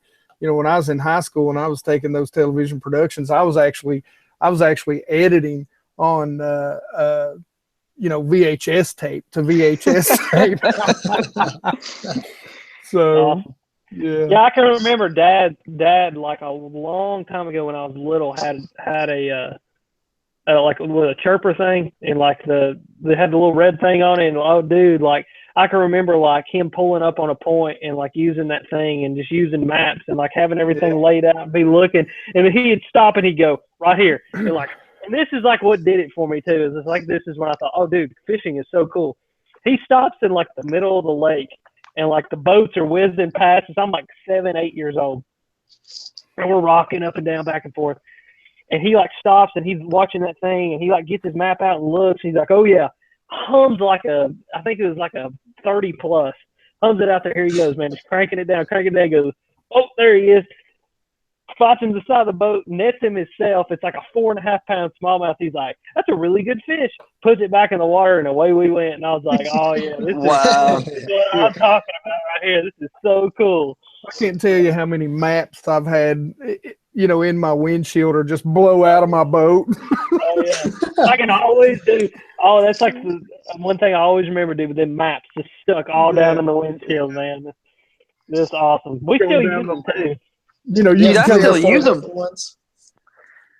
Oh yeah, they're waterproof, or at least, you know, later on they finally got to be waterproof. And so you'd always have your buddies mark the good spots on the lake. So you had this one map that just had all these spots marked. You didn't let me get some. You know? This is gonna crack y'all up. Let me go find this map real quick. So man, y'all gonna think if y'all ever come fish with me, y'all gonna be like, this kid's still stuck in the Stone Age. I got a 113. I think it's like a LXC or LCX or something like that. Dude, I've got one. It's back here somewhere over my shoulder. Those are the best sonar units ever made. They are. As far as straight 2D sonar, man, they are. Oh, dude, so good. There you go. I got That's a bag. Our bag of maps. Bag of maps right here. Dude, and I still use every one of these things too. I love them. I love old maps. They're like so awesome. I got stuff. I've got maps. Let me find this one. There's one that I swear it looks like I just took it to the Sharpie factory and dropped it in a bucket full of ink. So awesome. But yeah, man, I tell you, people really underestimate maps. You got to still use maps. If you I don't, agree. Oh yeah. I mean, maps are a big deal. Still to me. I don't think this is the one, but I mean, you can see. Here is what lake is this? So here's North. So anybody that ever wanted to know, that's what North looks like on a map. God. I love the part like when you have to buy multiple maps to actually fit like get a whole lake. Like you have Western Basin and Middle and Oh yeah, that's the best. You like piecing maps together. It takes them like 2 beds. yeah, that's awesome, man. I tell you too now, and we've talked about this before so much, and I'm actually going to do a video on it just because people are always requesting it. I think one guy requested it in the comments just now is using Google Earth. Dude, Oh, yeah. I use freaking Google Earth all the time. That and that Navionics app, and I'll just pull up the Navionics app with Google Earth, and I mean you can find so much stuff doing that, and it's such an awesome tool that nobody really utilizes anymore. Now, and you can get on if you've got a laptop or something. The Navionics has the web app, and it's absolutely free, so you don't have to pay a dime for it. Yeah. Yep. They got I seen the thing the other day. Navionics is coming out with a chip because Lowrance has come out with their carbon units. Did you see that? The carbon whatever, they're like lighter and thinner or whatever. Well, on those you can get the Navionics chip that has the satellite view.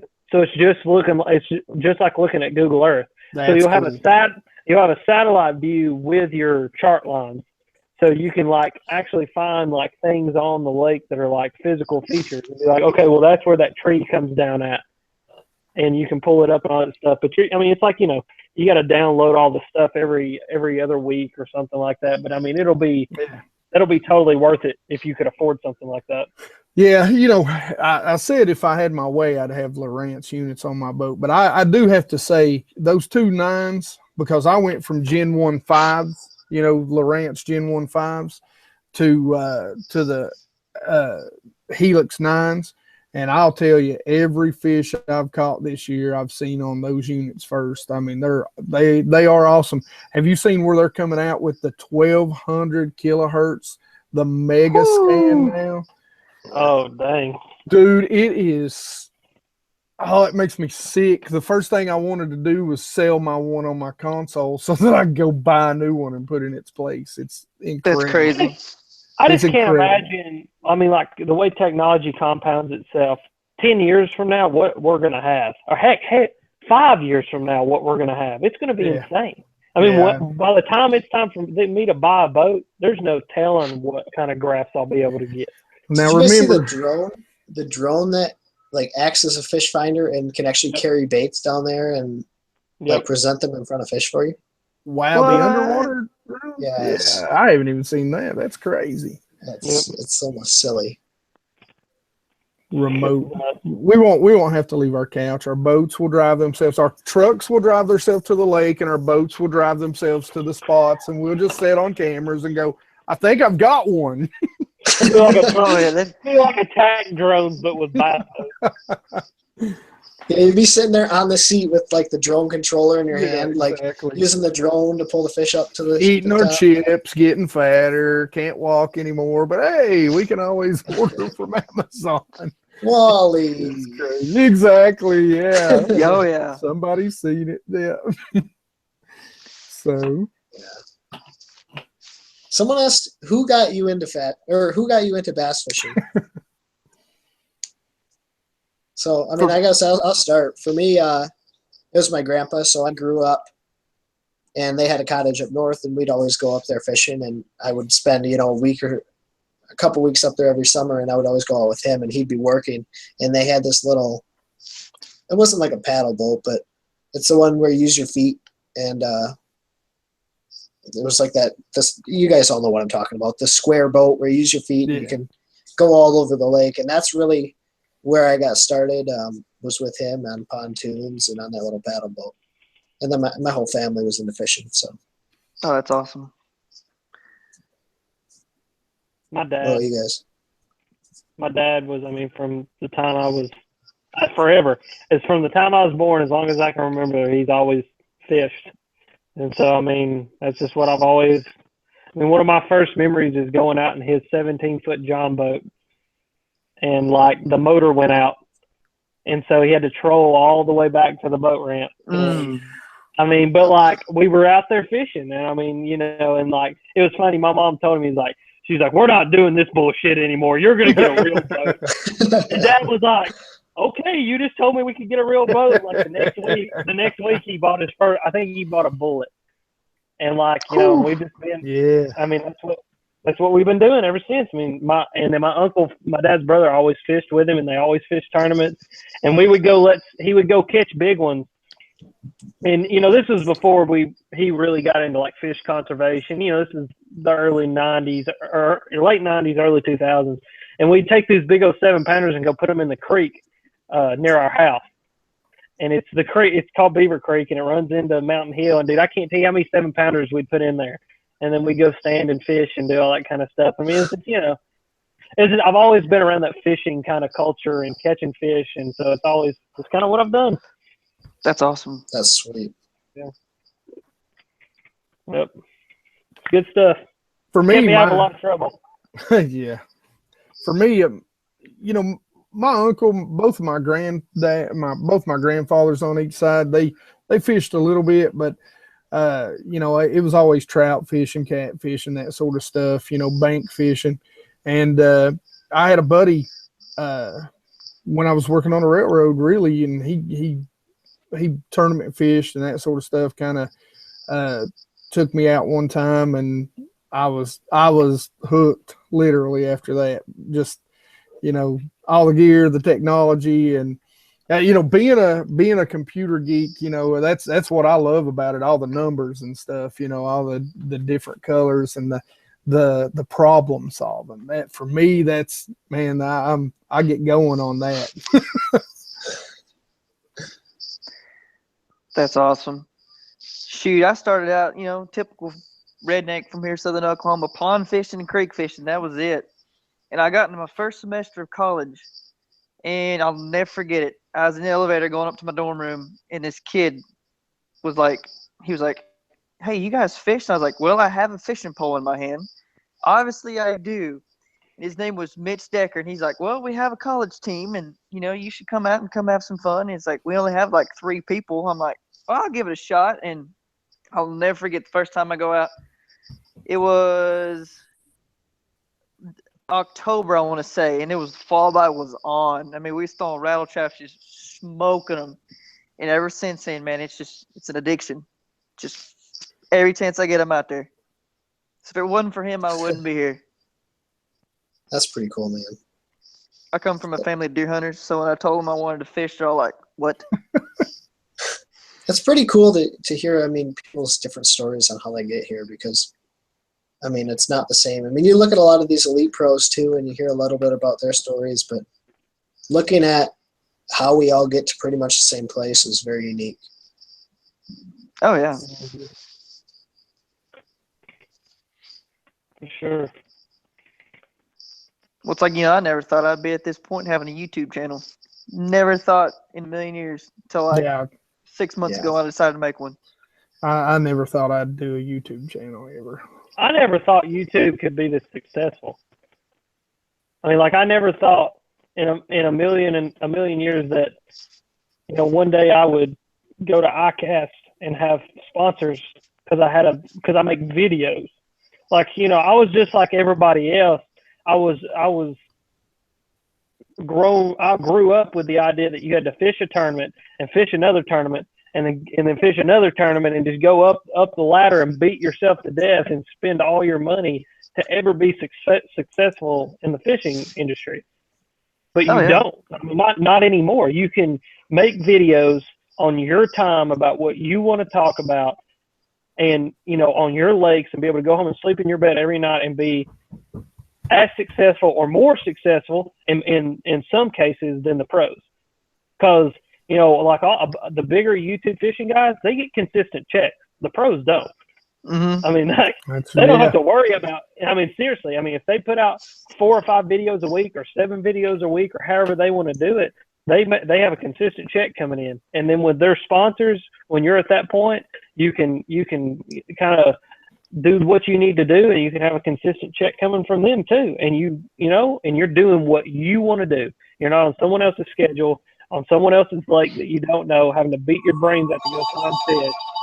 You just do you, and you know, in any YouTube aspect, it's just crazy, man. I mean, it's awesome to see how it works and how everything does and how you can grow.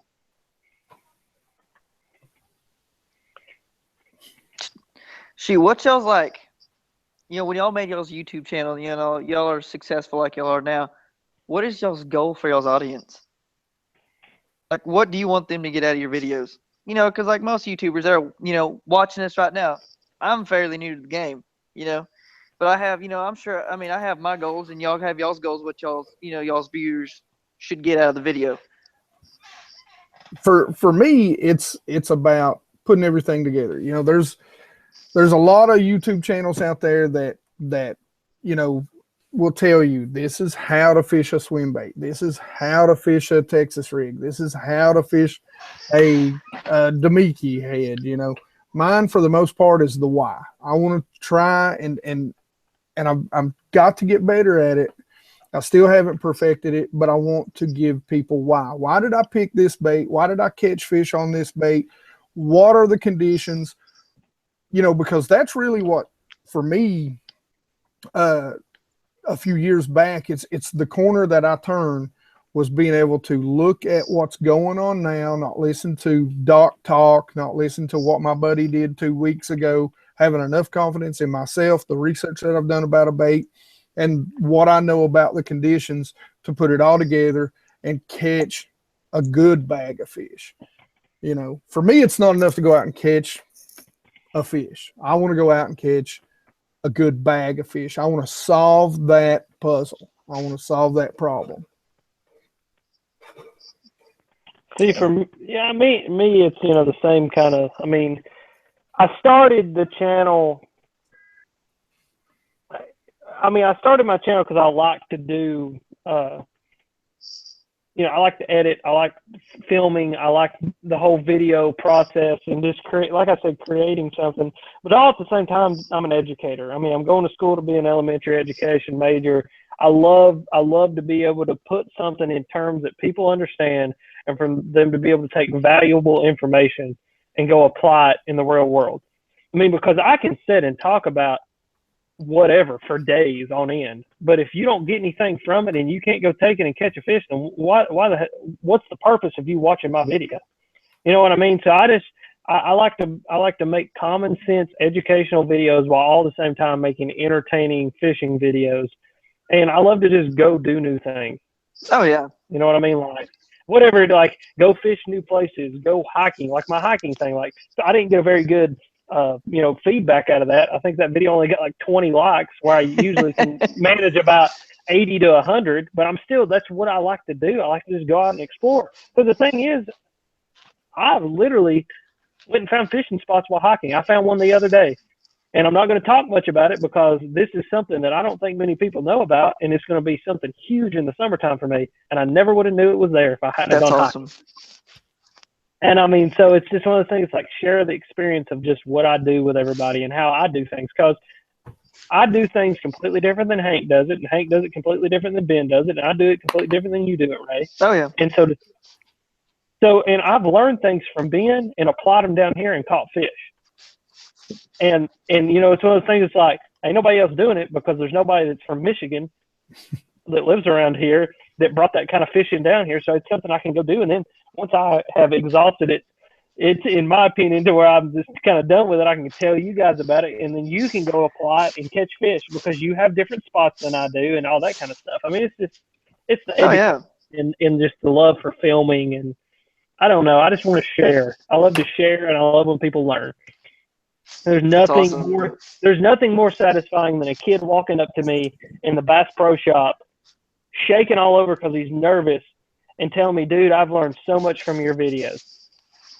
I mean, it is the most humbling, awesome experience that anyone can ever experience. Next to a child looking at you and going, I understand what you're trying to tell me, and I can be able to apply that, and I know that I've affected a kid's life to the point where he's going to be able to be successful and grow up and be a successful person. And it's the most satisfying feeling in the world. That's awesome. Yep. Sorry, I just went on like an emotional rant, but it's just the truth. I mean, I'd bring you Kleenex, but you're Yeah. several hundred miles away. I just use the beard and the hair. It'll be fine. I missed mine, I'm not gonna lie. Yeah, Buddy? and for me, it was really just, I mean, if you look at my first video, it was all spawned out of my love for making videos and just going out and making cool content. And really, so here's my background a little bit. Here's how I got into video editing. When I was 10 years old, my mom worked with this lady whose husband now runs one of the most successful video production companies that produces shows for the Outdoor Channel. So it's Rusted Rooster, I believe it is now, but they produce shows like Dropped, Backcountry Quest with Chris and Casey Kiefer. So these shows that are on the Outdoor Channel. Well, I went over when he was working out of his house, and he was doing stuff for the St. Louis Blues, and he was doing stuff outside of the fishing industry, or outside of the outdoor industry. And the first video I ever made was a photo montage. So you take these photos, and you take pictures of them, you take video of them, and you put music behind them. So that was the first video I ever made, was at 10 years old. Well, then I essentially took that, and I always had that passion for making videos. And then once I got a GoPro, once I was able to go and like videotape myself fishing, I'd take songs. I mean, whatever songs I felt inspired me, or you guys that follow my Instagram, you know I like really motivational stuff. So the motivational songs, I would put them behind all these fish catches and just make entertaining videos because it was fun for me. Well, then it had to have been last fall.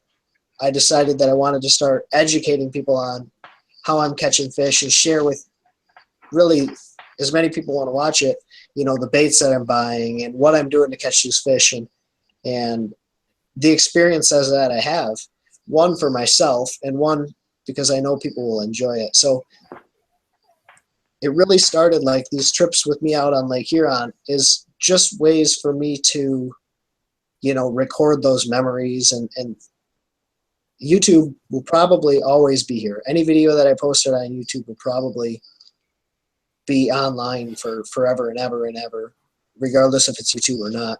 So now I have those memories. And so for me, I guess it's kind of a selfish reason, but I mean, having those memories and just really, sharing that experience and those experiences with you guys. So. Dude, that's awesome. That is awesome. So someone asked, and all you guys, what advice can you share for us guys that have smaller channels to be more successful? Well, I would still say I have a small channel compared to the rest of YouTube, but yes, tell me your secret. Yeah, but something's happened in the past little while that me and Ben's been talking about a little bit. I've gained over 400 subscribers in a month. And I've said this for a long time. It's consistency combined with quality.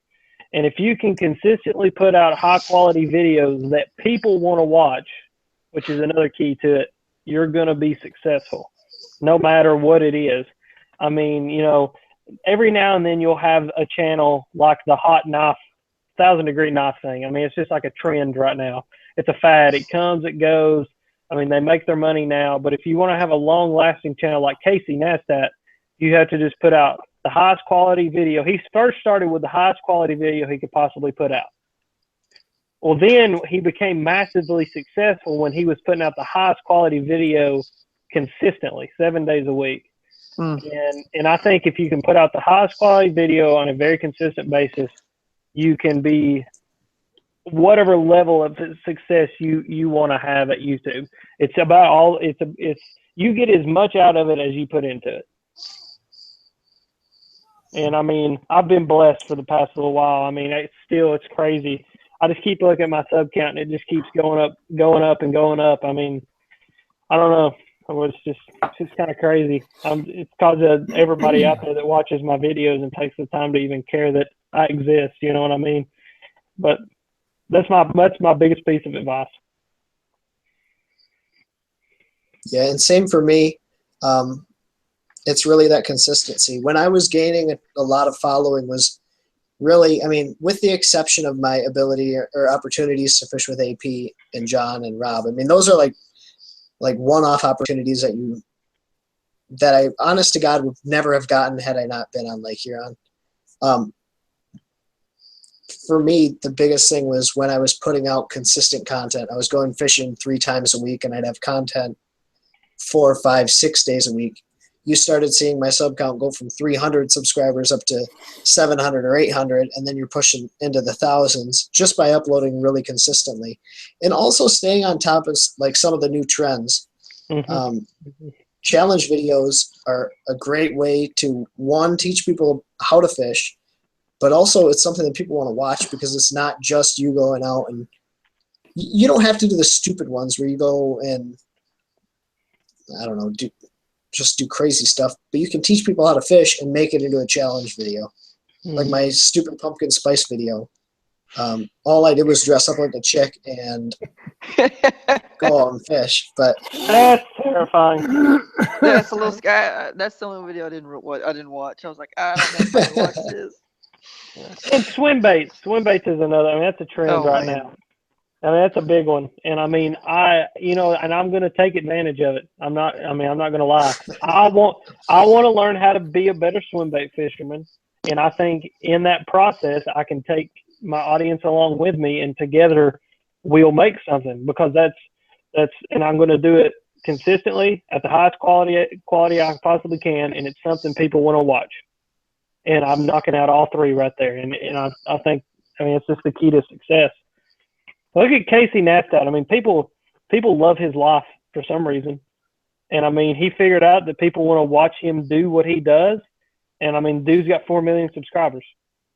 You know what I mean? And, I mean, he's one of the most successful guys in the social media game because he does what people want to see. It's crazy. It is. Someone said, are you guys going to try to upgrade your filming equipment this year? If so, what gear? Let me tell you something. I'm running on a college kid budget, so what I got's going to have to last me till I graduate.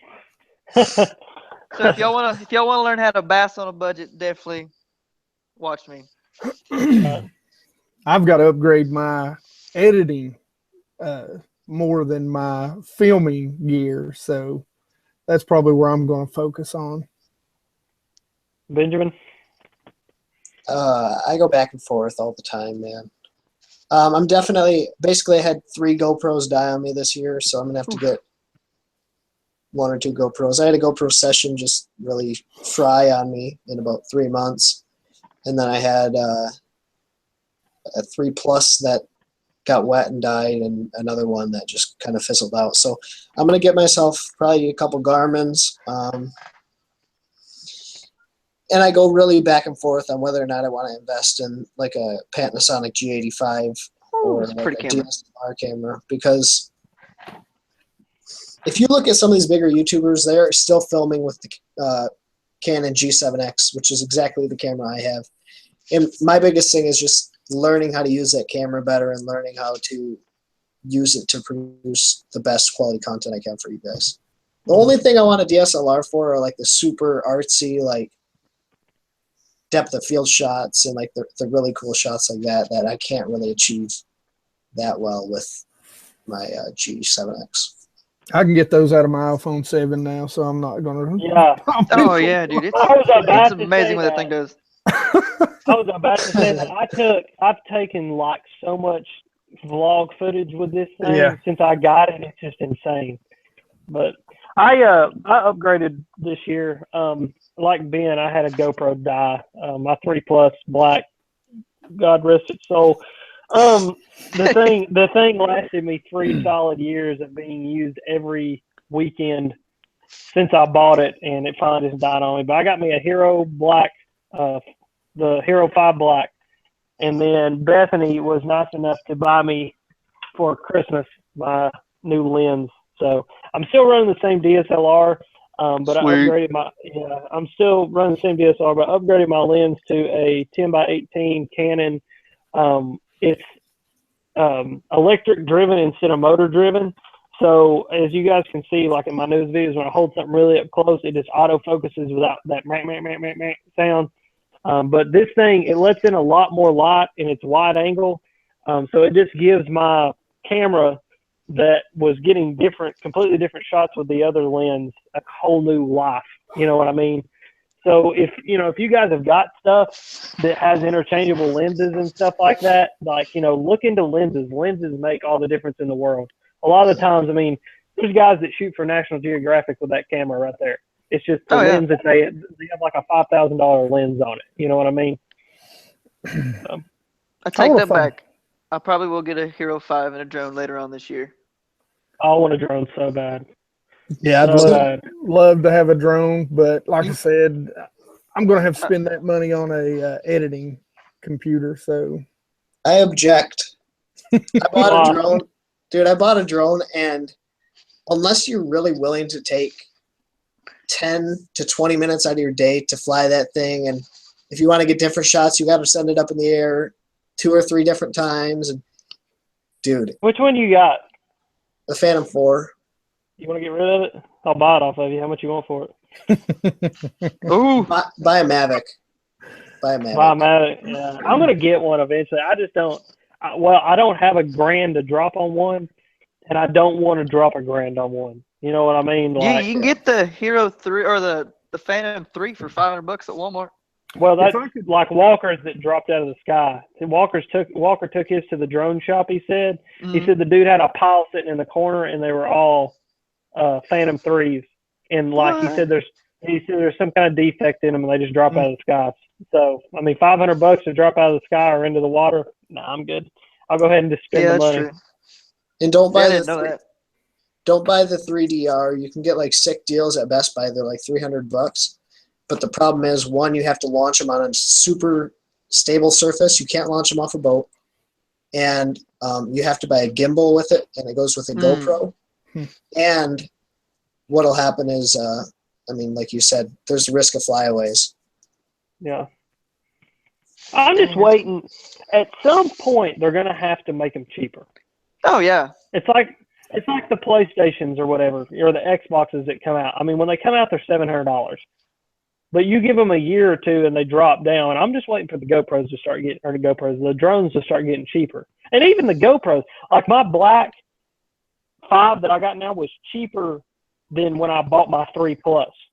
Like I paid $4.99 for my 3 Plus, and that Black was the new 5 is only $3.99. So stuff is going to start getting, it just gets cheaper and smaller as you go. You know what I mean? I'm telling you, look into the higher end SJ cams. They're super cheap. Look, watch my last few fishing videos. My earlier fishing videos aren't bad because of the camera. They're a little lower quality because I was using a freebie editing software. Now I purchased an editing software, and the camera, the one on the back, not the chest cam. The chest cam it's an old junker of a camera. But the 5,000, I think they came out with a 6,000 and 7,000 that you can add an external mic to now. That's the one thing I want to upgrade, and I want to find a way, whether it's adding another camera that's got a better external mic.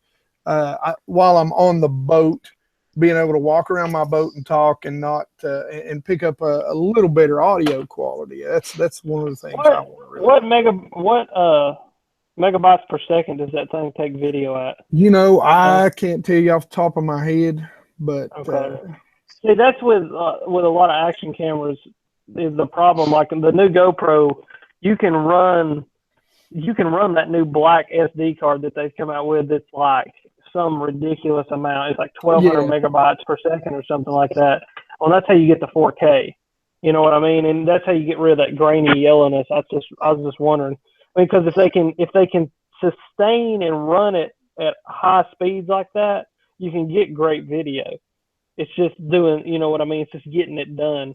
that's why GoPro, in comparison to other cameras, is so successful, is because they figured out how to build the motherboards for those little cameras and make them so small, but still be able to get DSLR quality footage at a certain distance. You get too close, it gets grainy, and that's a whole deal with the fisheye and all that. I mean, they found their fame in being able to figure that out. So it's complicated. That's why and they make it sound like all like better than it is, and that's why we all spend so much money on it. I'm gonna get something to drink. Yep. Okay, I'll be back in a second. Someone asked a question: would you rather film or would you rather fish without filming? And for me, I say no, and because I don't just film my fishing to put it on YouTube. I film my fishing because I, honest to God, have a passion to come home and edit this footage, and I like getting in the computer and messing around and applying different transitions and filters and, you know, making this super high-end video. If I got 2 viewers on a video, it wouldn't matter to me, even if both those views were myself. I mean, I really enjoy going back, and there are times where I'll be searching through YouTube and I'll end up watching one of my old videos, and Kylie's like, "Why the hell are you watching your own video?" I'm like, well, 1, because I want to know what I can do better, and 2, because I genuinely enjoy making as high quality content as I can. Yeah, it's like watching game film, and that was always when I was taking, when I took those classes in high school. I actually did MC a lot. I actually did play-by-play on a lot of sports and stuff. That's actually what I did. And I actually wanted to, was my ultimate dream was to be on Sports Center one day or be doing play-by-play. I can break the announcer voice out pretty easy. So give us a little bit of it, dude. Hello, ladies and gentlemen, and welcome to Southwest Virginia, where tonight we'll be watching the Rye Cove War Eagles play the Gate City Blue Devils. Go Eagles! Well, thank you, Hank. So, what do you predict for tonight's game? Anyway, that was but I did that, and I'm rusty now. But and I've totally lost where I was going with that because you all asked me to do that. But I always enjoyed the editing part. That was the part that I actually enjoyed more than anything, was actually being in, because that's where the creative really comes out, is how you put it together. So yeah. So what we're talking about right now, Alex, is someone asked the question: would we rather fish without filming? No. I enjoy editing and filming so much now that while I fish, that it's just kind of, it's habit. And I would be, if anything, I don't think I would enjoy it. I would enjoy fishing either way, but I mean, I enjoy it more because I know I'm doing what I like to do, which is film. I'm combining my 2 favorite things, the video work and the fishing. So. Oh yeah. Yeah. Now, I'd be lying to you if I told you that there's every once in a while that day when the fishing gets real tough, you're swapping those batteries out, and you're thinking, oh, I just got to quit doing this. I got to focus on fishing and figure out where they're at so I can film it. Yeah. So. See, that's what, dude, No, I'm telling you. That, I know the battery swapping thing, it ain't going to solve that problem, but that looping mode on the new GoPros is a freaking lifesaver, because I don't have to worry about my cameras anymore. I put that bad boy on loop, and I just don't even touch it. There's no worrying about, did I miss the hook set? Did I get the hook set? Have I used up too much of my storage, man? It's just sticking batteries in my pocket. When that battery goes dead, I just stick the new one up in there and keep on going. I love it. Yeah. The SJ cams have got the loop mode, and I bought me a YOLO stick for the back, so I'm like, yes. Have you guys seen the Brunton backpacks? For GoPro, you can get this Brunton backpack, and it'll make your camera last for like 8 hours or something on one charge. Wow. What? Wow. That's crazy. And they have those new. Shay was a big proponent of pushing this thing called Refuel, and you can get ones that last for like 20 hours. So that way, if you're doing like a night time lapse or something, you have that consistent power going to it. Hey, does the new gimbal for the GoPro, they made the drone and then they had the gimbal that detached from the drone. Does the gimbal use the GoPro battery or does it run on its own battery? It uses, I think it actually uses like double A's or something. Okay, but so do you get a gimbal separate from the drone or does the gimbal go in the drone? The gimbal goes in the drone, so that way your camera stays steady in the drone, but you can take it out. Or GoPro is now selling the gimbals just as a gimbal. Yeah, because the cameras they're not selling the cameras anymore because they got defects. Right. They said it'd probably be like end of 2017 before they have them back again. Yeah. That's crazy. What's y'all's favorite sunglasses? Costa Del Mar. Yeah, I like my Costas. 580G all the way.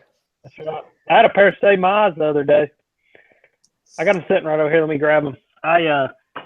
This is gonna be. I mean, I'm gonna sound like a dipshit, but I had skipped a weight up in a tree, and or up under a tree, and was trying to pop it loose. And when I popped it, it flew and hit me right smack dab in the eye. Save my eyes. I think you can get them replaced for free if it saved your eyes. Yeah, I think I can too. I just need to contact them. I'm going to email them because I filled out a repair request form. Well, it was going to be like $89 to get my glass replaced. But I'm gonna email them and be like, hey guys, this saved my eyes or whatever. Like, do you got a program? Do you got a program for the people who like aren't blind because of your glasses? Dude, you get it on camera?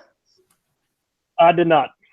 Oh. I had that was before I got my new GoPro. So my other GoPro was doing the crazy thing it does where it says all my files are corrupted, and I didn't catch that one. Dang, dude. Dude, it sounded like somebody shot a gun though, man. That thing hit me. Hit me square. I mean, I saw it. It was like one of those things. Like it was so fast. It's like I knew I wasn't gonna be able to duck it. You know what I mean? And it hit, and when it did, man, it was a pow, real loud. It was a tungsten weight.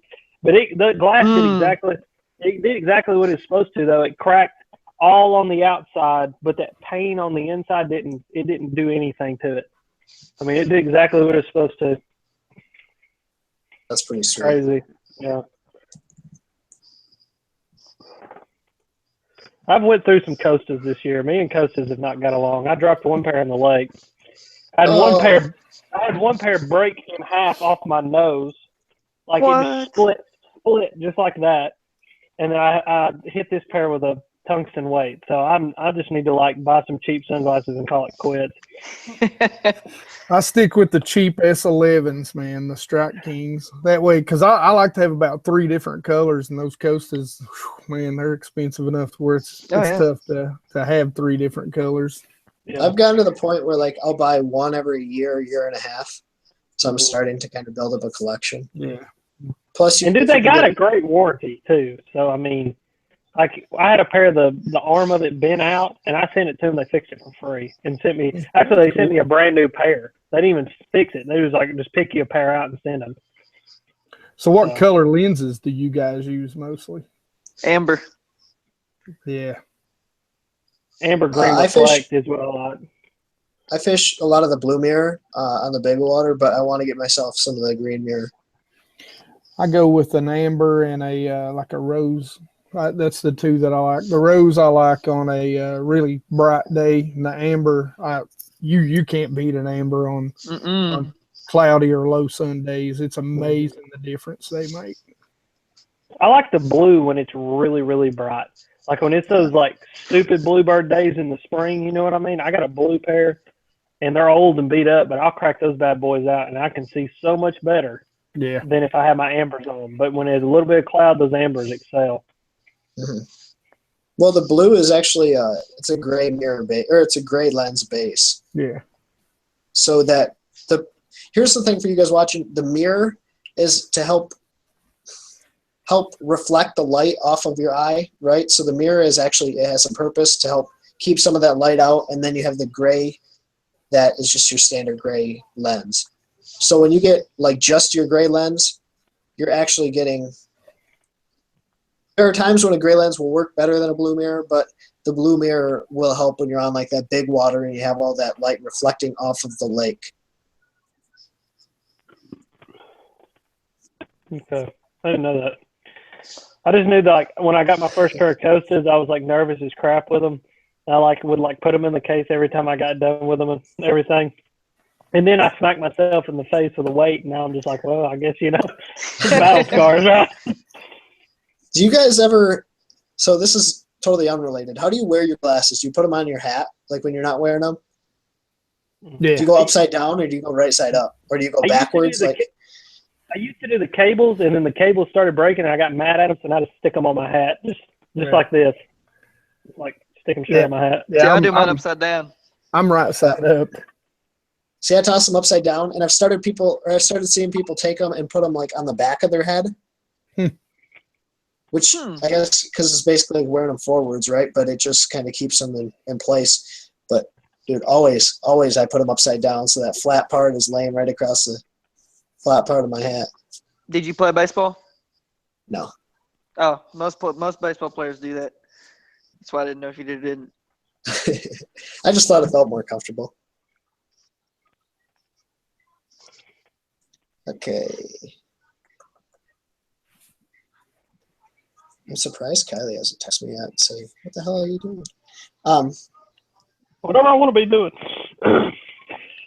I'm a free man. Someone asked about fishing swim baits and if we're ever going to do any videos where we actually go on the water and fish swim baits. Bro, I've done that.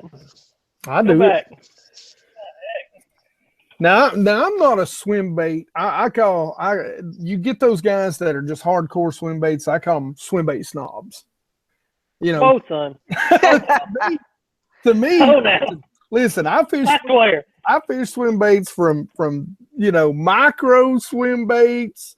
I mean, the Kitex all the way up to the, I got one of the new 4x4s from Bullshad over there, the 6 and the 9-inch, and I've got, some Huds and the Trouts, and, I got a whole box of them up there somewhere.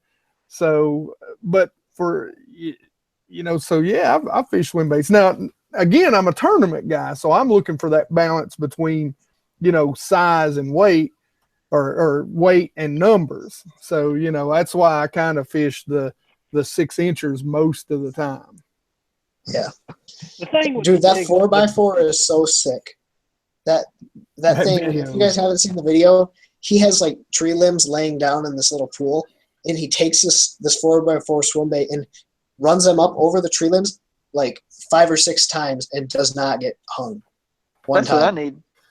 I'm telling you, how I got that thing specifically for a couple of lakes over here in Virginia that's got a lot of laydowns. And this spring, I know there's some big girls that's going to hang on that.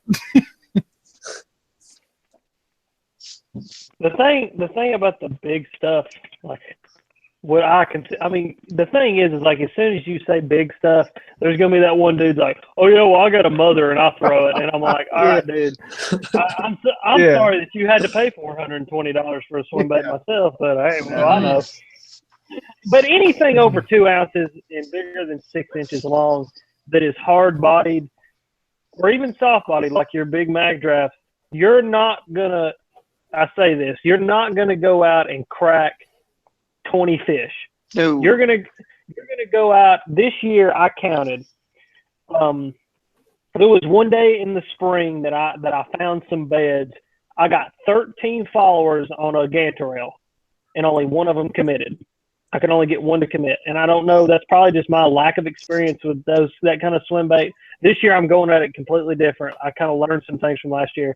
With the mag draft, I had 8 bites. 8 bites in 3 weeks. That's it.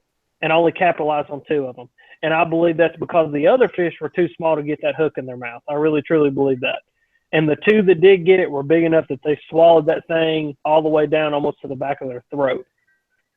And I mean, but that's when you go talking anything over about 6.5 inches, you're not going to get a lot of bites. You just got to have to stay really committed to it. And you're going to be out there. I mean, people are going to look at you crazy. I pulled up to the boat ramp before, and had that big old 7.5, 8.5 inch bait laying on the deck, and people look at you like you're crazy.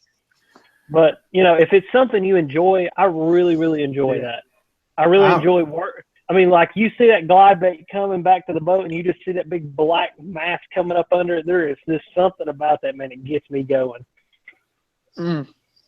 Yeah. Plus, I mean, I'm a size versus numbers guy. When I'm out, if I'm not tournament fishing or fishing for, you know, practicing for a tournament, I don't care if I get one bite, as long as it's a, you know, 4 or 5 pounder all day plus. You know, that's what I'm out there looking for. I'm looking for something that's going to be, you know, the biggest fish that particular body of water has to offer. I don't care.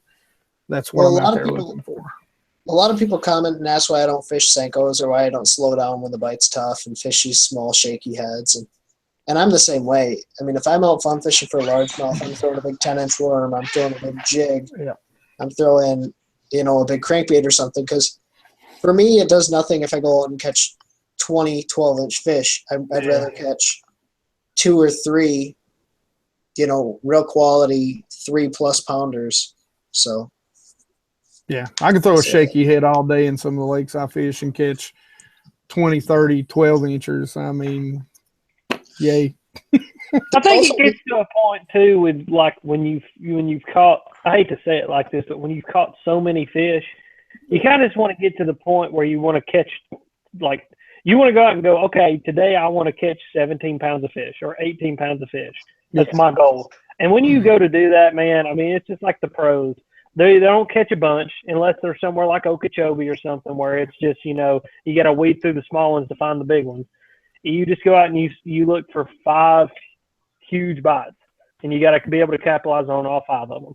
Well, you know, in the pros, the truest, purest form of seeing the pros is major league fishing. I mean, you watch that. Oh yeah. Generally, 90% of the time, they're catching 12 inchers. You know, they'll run into, it's like us out on the water on the weekend. If we haven't fished all week or 2 weeks, you know, we're going to go out there on a good day during the middle of summer, and we're going to catch, you know, 10, 20, whatever it is we're going to catch. Most of them are going to be smaller. We're going to get lucky, you know, and have those days where we have, you know, where we catch the bigger ones. But, you know, most of the fish they catch are, depending on the body of water they're on, you know, 12 and 15-inch bass that they're weighing in, 1 and 1.5 pound average. So, but, you know, it's like Cherokee, Alex, you know, I mean, the guys that are coming down, you know, that are coming down to fish that, you know, they've been down there almost all month. They've been down there since January.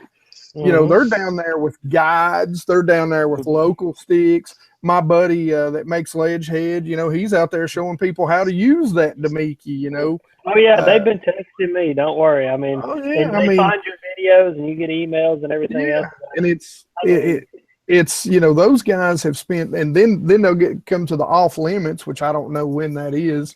Right now, it started Sunday. So, you know, now, you know, they'll be back down there and fishing, you know, the 3 days of practice.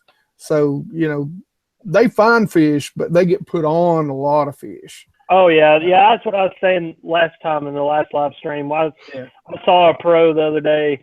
It was hilarious. We were in the same pocket and that he was, and we were catching those smallmouth that y'all saw in that video. And Dad stuck like a 4-pounder. Well, dude, he's just standing there like eyeballing us. I mean, like he's blatant. He's just standing there watching us. Oh, yeah. Well, what is so funny is he's in the boat with somebody else, and when he sits down, he pulls his sun buff over his face where we can't see him until he gets out of eyesight, and then pulls his buff back down over his face because he didn't want to know. He didn't want us to know and give away the secret that he was in the boat with someone else looking for fish. And that's just part of the game. I mean, it's just part of doing that. You know what I mean? But that day is a great example of going and just going for big fish.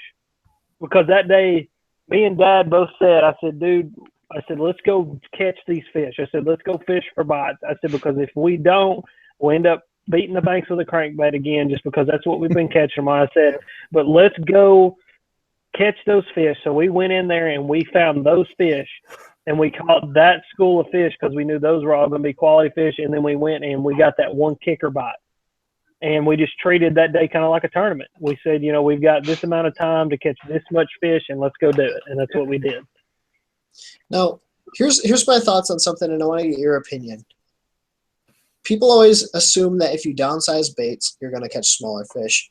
I don't necessarily agree. I think you have to take certain approaches and fish areas for bigger fish. It's not, you can't just go throw a giant swim bait over an area where there are a bunch of 12 inchers and expect to catch a giant because you're throwing it where there are fish.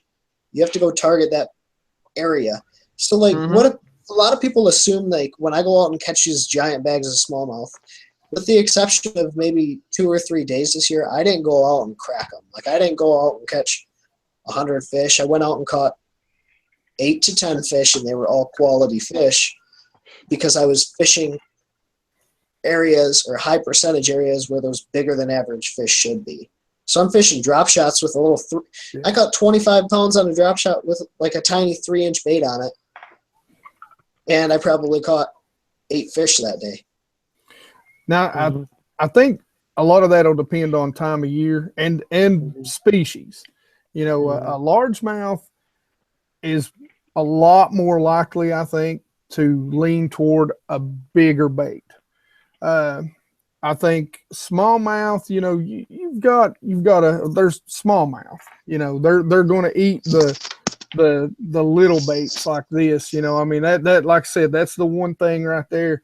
I can't tell you how many pictures I've seen on Cherokee and South Holston of huge smallmouth. You've got to be in the right area for smallmouth. You've got to present them with something that they're eating, you know, matching the hatch. And I think this time of year, the reason this bait in particular works so well is because they're feeding on those dying yearling shad that are, you know, when those cold fronts come through. So what are you mimicking most of the time up there, Ben, when you're using that drop shot with that bait? What do you feel like you're mimicking most of the time? Well, if someone decides to watch 2 hours in, that's fine. No, I'm kidding. It's a lot of bait fish. So I look for schools of bait. I look for schools of perch. And so I'm looking for those areas where those big balls of bait are hanging out. And not necessarily, like, I'm not looking for the most giant ball of bait that's going to hold 30 fish. I'm looking for that giant ball of bait and then moving 100 yards off to the side where you have those bigger, or you have the different school of bait where those giants are sitting. Yeah, I think it has a lot to do with mimicking the size of the bait fish that the bass are keying in on. That's the biggest part. I mean, like, when I was catching them on that big mag draft, the shad were spawning. And when I say the shad were spawning, I'm talking about them big old mugs, the gizzard shad. And, like, you'd be reeling that mag draft in, and they'd be running up beside it, bumping it, trying to spawn with it. And so those big largemouth were up there keying in up on those big bait fish. Well, you could throw a spinner bait and catch more smallmouth, because also with those big gizzard shad were the smaller shad. They were up there spawning too. Well, the smallmouth was focusing on the smaller shad. The largemouth was focusing on the bigger shad. It's all about matching a profile. I mean, you know, if the crawfish are molting, you know, when a crawfish molts, it's, you know, it becomes very vulnerable, you know, but they start to get bigger all at the same time. You got to start matching that profile of a bigger crawdad, but it has to be a vulnerable big crawdad. You know what I mean? Saying that small baits, you know, downsizing is the key to catching fish, or upsizing is the key to catching fish. No, realizing what the size of your bait fish is and the forage that your bass are feeding on is the key to catching fish. Oh yeah. I mean, I found a school of bass one time sitting on a school of bluegill, and they were eating the bluegill. Well, I got out a 10XD that was the size of the bluegill that the bass had spit up in the live well, started hooking that thing and started catching them. I caught 10 fish in 15 casts. I mean, it's just, you know, it's matching that. And I mean, sometimes I don't even think it's color. I think it's literally just the profile that they eat. They just see it and they're just like, that kind of looks like what I'm eating. Let me eat it. So Yeah, it's all about the size. You know, you go on Texoma, and they got them big old gizzard sheds. I mean, them things are huge. Then you go to Murray. I mean, they're 3 inches tops. You know, just like I said, it's just wherever you go and the size they're feeding on. That's like Mountain Hill. So right now, I know you guys don't know this lake because you're not from around here, but anybody that's on the stream that might know what it is, the trout have moved down into the lake, and people are catching trout on bass lures. Well, there was a guy got the bright idea to go throw a HUD, and guess what happened? He caught a 5.5 pounder. I mean, so it may be getting consistent enough that the trout are consistently in front of those bass. If they're getting used to that profile of bait, they're going to be more willing to eat it. And especially this time of year, because those trout are full of fat. They're just huge protein-rich, slow-moving meals because they're lethargic because of the cold water, and the bass just take advantage of it. So, yeah. Profile.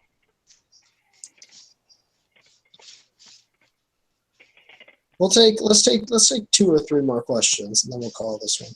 How does time always fly by like this? It drives me nuts. It's insane, man. Especially as we get more viewers and we get more people that are on the live stream that enjoy talking fishing. It's not like I'm sitting here. Oh well, it's about half hour in, and I feel like it's over. So.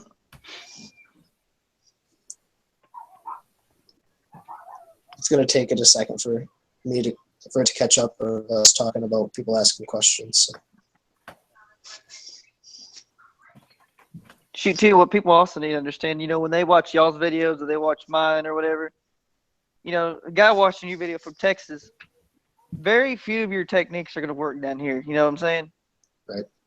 Yeah, I think, you know, a lot of young anglers, too, you know, they'll be like, oh, well, he's throwing happens, but, you know, there's some of them people out there that do that. Yeah. Yeah. And I think that's why it's so cool to have people all across the country that are making videos of them going out and catching fish. Because you can really dial in and say, okay, this dude's from Michigan, or this dude's up here catching smallmouth on the Great Lakes or smallmouth on clear water, and take those techniques and apply them to where they're living. But I'll tell you, Alex and I have shared some techniques that he's caught some fish on down there that I've taken up here and caught some fish on. And I shared, I don't know what I shared, but maybe something where he's taken it down there and caught some fish. So drop shotting, dude. I never drop shotted, and like when we like discuss like drop shotting, I've asked you like dumb questions. I know they're just like I know you're thinking, how does he not know that? But I just asked you like, how do you drop shot this a certain way? I've caught fish on a drop shot this year where before I've not caught many fish on a drop shot. And see, I need to learn to drop shot. I mean, dude, I've just never done it. I've never had a reason to. You know what I mean? I've always just done other things because it's caught fish. This year I've caught several very quality fish on a drop shot because I've watched Ben's videos and we've discussed, you know, like the length from your hook down to your weight, all that kind of stuff. I mean, and before, like, I had no idea. Like, I had like 24-inch leaders from my freaking hook, and no wonder the bass wouldn't bite it because it was like 4 foot over their head and they couldn't even see it. You know what I mean? Because I was watching some video of KVD from like 1998, and I'm just like, whatever. You know, I was like, I didn't even know what to do. Well, that's the cool thing too, is as more people get involved in YouTube, you have this community. Like, I would have never, Ray or Hank or Alex, I'd have never even known you guys existed. Had this YouTube community not been here, and there has been so much stuff that I've learned from you guys, and that's why it's so cool to see people get involved with this and see people, you know, really enjoy these live streams, because this is where they can ask us things like you've talked about, Alex, where they want to know something specific, they can ask us and we can teach them, and that's kind of where this live stream idea all stemmed from, other than the fact that I'm stuck inside for 4 months out of the year, 5 months out of the year. Dang, dude, that's crazy. I couldn't do it. I'd go stir crazy. Of course, you know, like, you know, y'all say when y'all go out, y'all go for them 5 big bites or whatever. Dude, like me this year, like, I'm going after that one bite. That one, it's going to be over 12. Between 11 and 12, that's my goal. Oh, man. That's a giant. Yeah, like I said, I caught that 10. Do what? Salt cave. That's a Mark Zona saying right there. I'm getting the salt cave. Yep. Because I mean, like, this last week there was a 13, 2 10s, a 9 and an 8 caught out of my lake. Yeah. Bless. Good Lord. And, Lord have mercy. and there's been like 40-pound stringers caught in tournaments. You can Google right now 40-pound sack on Lake of the Arbuckles, and you will see 3 pictures of 3 guys, and it's crazy. They're in there. It takes forever to get them. Finicky. They're big and they're smart. They don't get that big if they're not smart. Yep. Oh yeah, you just gotta outsmart them. That's like a deer. I mean, it's like deer hunting. You're not going to kill a deer unless you're where deer are at. You're not going to catch a bass unless you're where bass are at. You want to go catch 10-pound spots, you go to Bullard's Barn. You want to go catch huge Florida stream bass, you go to Okeechobee. You just got to be where the fish are at. And then when you're where the fish are at, it's using everything that you know, water conditions, air temperature, water temperature, clarity, bait size, whatever, barometric pressure, putting all those factors together to be able to put together a bite. If it's you want one huge bite or a 5-fish limit, or if you just want to go have fun. Oh yeah. So many things play into catching fish, and it's just knowing how to break down all those factors. Mm-hmm. And not being, and I tell you one thing that's really helped me is not being arrogant and thinking that you know everything. Because as soon as you think you know everything, dude, you're so freaking wrong. I got on the boat with Ott Defoe. I learned how to do something I've never done before, and I went and applied it at Cherokee Lake, and I caught fish. That's awesome. And it doesn't have to be a pro. It can just be a dude that you fish with, like in a club, or your dad's friend that's just really good. I mean, everything I've learned, I learned from my dad. And then everything else I've learned from communicating with you guys, communicating with other fishermen, studying on my own. I mean, dude, I sit and look at Japanese forums, use Google Translate, and look at Japanese fishing forums to try to catch something before it comes across the ocean. I'm not playing. Like, I seriously do that. Like, have you heard about punch shotting? Y'all heard about that? Oh, yeah. Oh, yeah. Yeah. Okay. That's like the new thing. Get ready. It's about to bust it wide open this year because the pros have figured it out. Akinelli brought it back from Japan, and it's about to get big. Is it like a drop shot? It's how would you describe it, Hank? It's kind of weird. It's like, I don't even know. You take a punch weight, and they have this they have this system. It's like a swivel that's hooked to a piece of wire, and you slide your punch weight up on here and crimp your wire around the punch weight. I'll show you a picture. Hold on. That's probably the best thing to do. Yeah, it's because we don't really get to punch down here. But I'm serious. Like, it's just being able to have the openness to listen to whatever it is. It is. Because even if it's the craziest crap in the world, heck, it might just work. Yeah. I mean, and that's what I tell people all the time. I'm like, listen, I subscribe to guys that have, 1 subscriber all the way to, 300,000. And the reason why is because that one video, there you go. Dude, that's insane looking. Yeah, so that's the punch shot. So you have your bait here, and you use you can use a flipping hook, and then this is like a wire that comes down, and these are flipping weights. Yeah. So, dude, you're not really punching with it. It's just setting above. I mean, I guess you probably could punch with it, but you can drag it along the bottom or vertical presentation. Dude, that's cool. Yeah.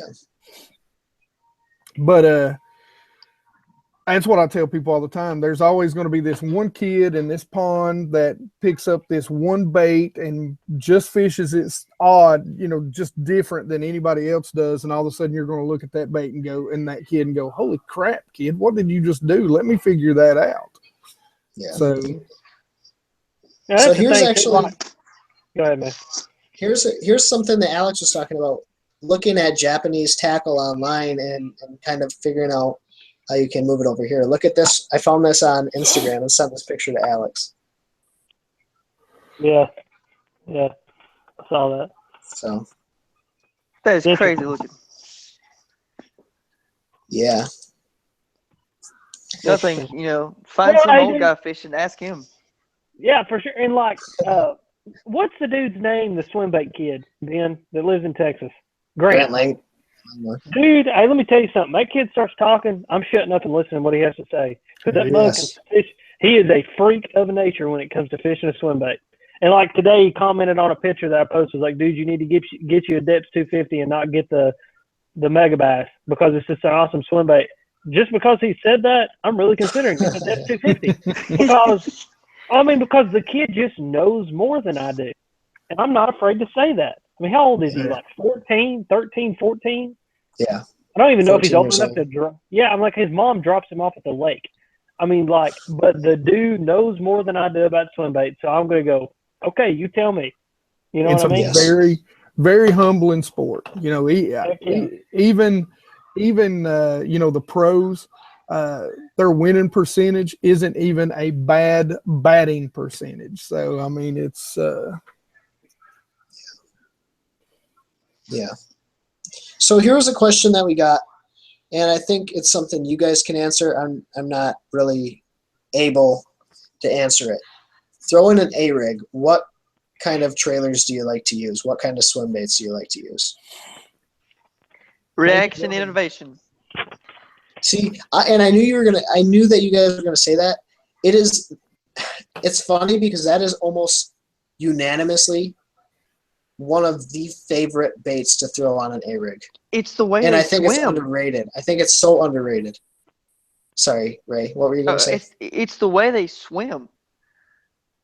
Like, you put them on, most of, you take like a Zoom swim bait. That thing has a tendency to roll, I mean, when I go through, when I see bait fish swimming, you don't see bait fish rolling as they're swimming. That reaction innovation, that thing just straight, just kicking like just no other. And it twitches fast too. Just puts off a lot of vibration. It's just. Well, and the other thing too is some people like to throw Kitex. One, that is a ton of money on an A-rig, but two, you're getting those baits that are kicking super, super wide. I mean, your Kitex are kicking like incredibly wide, which is great if you're throwing it out like a single swim bait head or you're throwing it on an underspin where it's a single bait. When you have 5 of those baits that are kicking real wide, one, that A-rig is gonna have a ton of pull. I mean, when you're reeling, it's gonna have a ton of pull, but also it's gonna look almost crazy because you're gonna see a school of baitfish that's kicking like just flailing like crazy, or are you gonna see a school of baitfish that is, and what an A-rig is supposed to do is look like a group of bait that isn't really scared. It's just a group of bait kind of chilling in the water column. They're all going to be swimming, relatively tight, normal. So that's why I think that reaction innovations works so well, like you said, Ray. Yeah, I use those in the grass pigs. The little Berkeley Havoc, the grass pig. And then I'll use Hank said this to me, use a bigger swim bait as a target sometimes. I'll do that.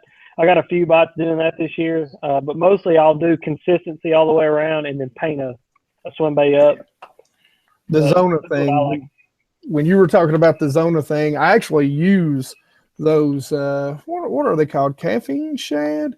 And it really, for me, it depends on time of year. Like I'm gonna use a Kitech or that Strike King, whichever one it is, because it's got the Kitech style tail on it when it's cold. Very, very slow. I mean, I want to creep it. That's the key when it's cold for me. Now, when it's warmer, I'm going to use a tail that maybe doesn't have near as much action in the water. So it's going to be a little tighter wiggle. Another thing is learning how to pulse it. It's something else I learned from Mark Zona. Yes. It's why I use a little bit of 5-gear ratio reel. Yeah, it's pulsing that bad boy. I have got absolutely slammed from pulsing it. Yeah. It's real, and then just I hit it one time hard, and that thing goes like that. And when it does, and it flares back out. Oh my God! Yeah. I've had smallmouth get all 3 hooks in the roof of their mouth after I pulsed it. Just that split second of pause and flare. Yeah. And it's just enough for them to be able to get lined up on all 3 of them and just take all 3 of them. I know a guy that fishes it a lot like a Carolina rig. He'll sweep it and then reel up and then sweep it and then reel up and then sweep it. And he says he just crushes them doing that.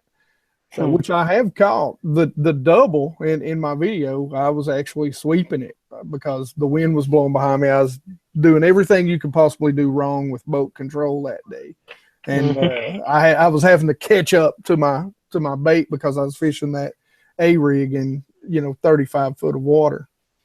But I'm going to do something a little different this year, especially in the clear water lakes.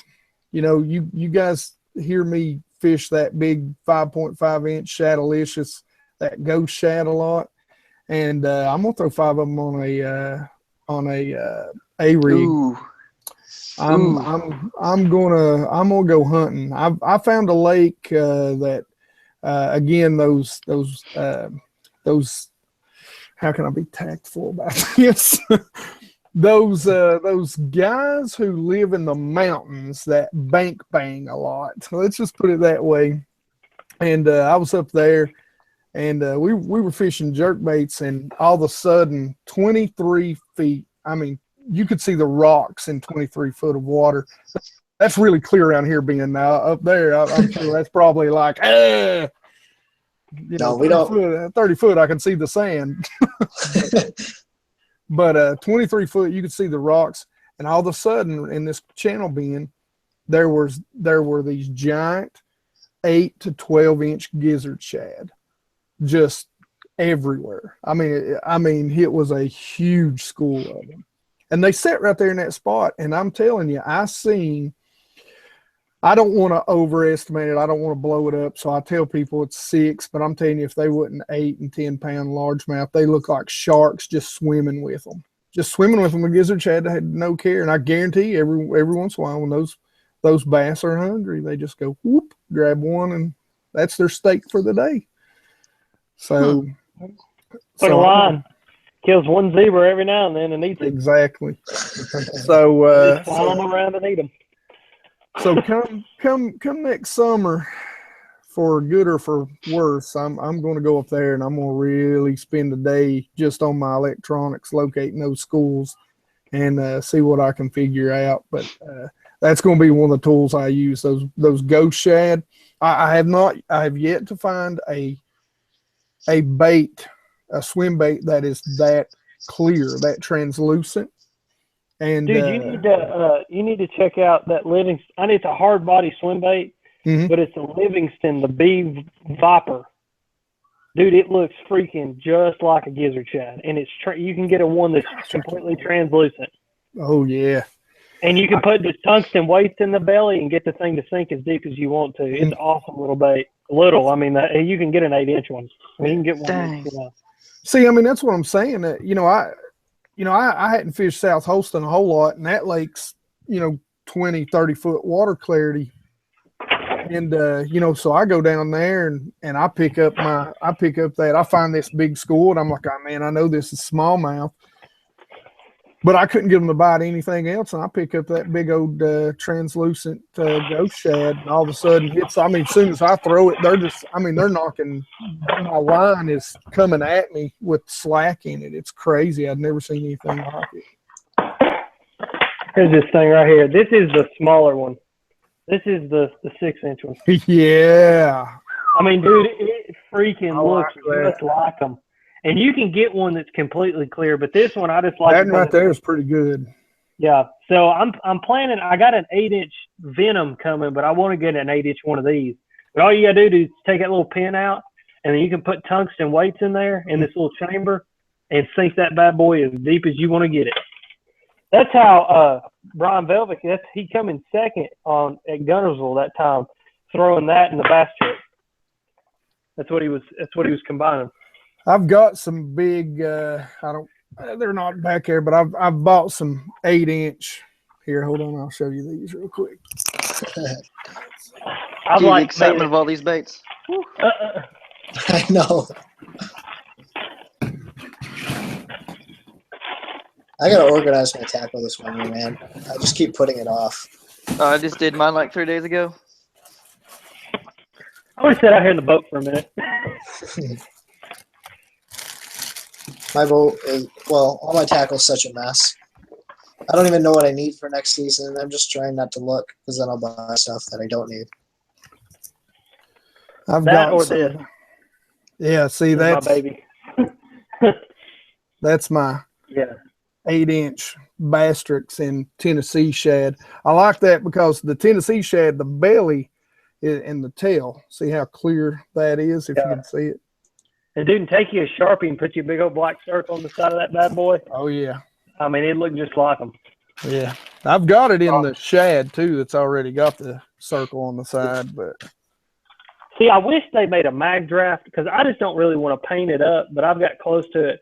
I wish they made a mag draft that had a black dot, like right here behind this fin. Because all those big gizzard shad have that black, that plate marker or whatever. I mean, you can pick them out even if they're individual because they got that big old black plate marker.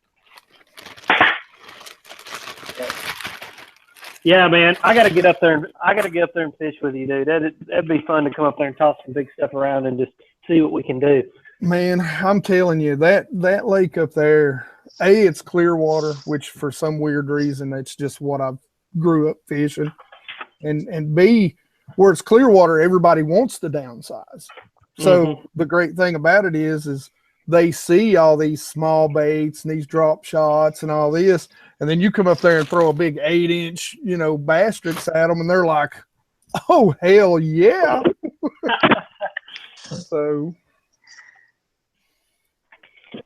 yeah, man, I want to go to Norris and see if I can get one to bite it. At least get one to follow it.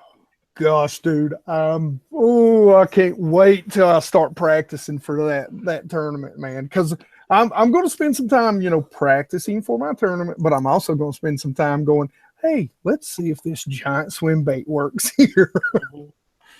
So, well, did you hear, Ben? I'm sorry, dude. We've started talking about Tennessee fishing. Are you about to get off yeah, here? I'm sorry. No, you're good. I am actually just responding to a couple questions. Okay, so they let all those alewives go in Norris, right? Well, apparently, this is just like a little scientific fact, but this also kind of goes with fishing the big stuff. But when the walleye eat the alewives, the female walleye becomes sterile because they eat the alewives. I didn't know that. If you catch a walleye in Norris, it stops. But anyway, aside from that, between the alewives and the gizzard shad in there, dude, they have almost completely overtaken the normal shad population. So there's almost no small bait fish anymore in Norris.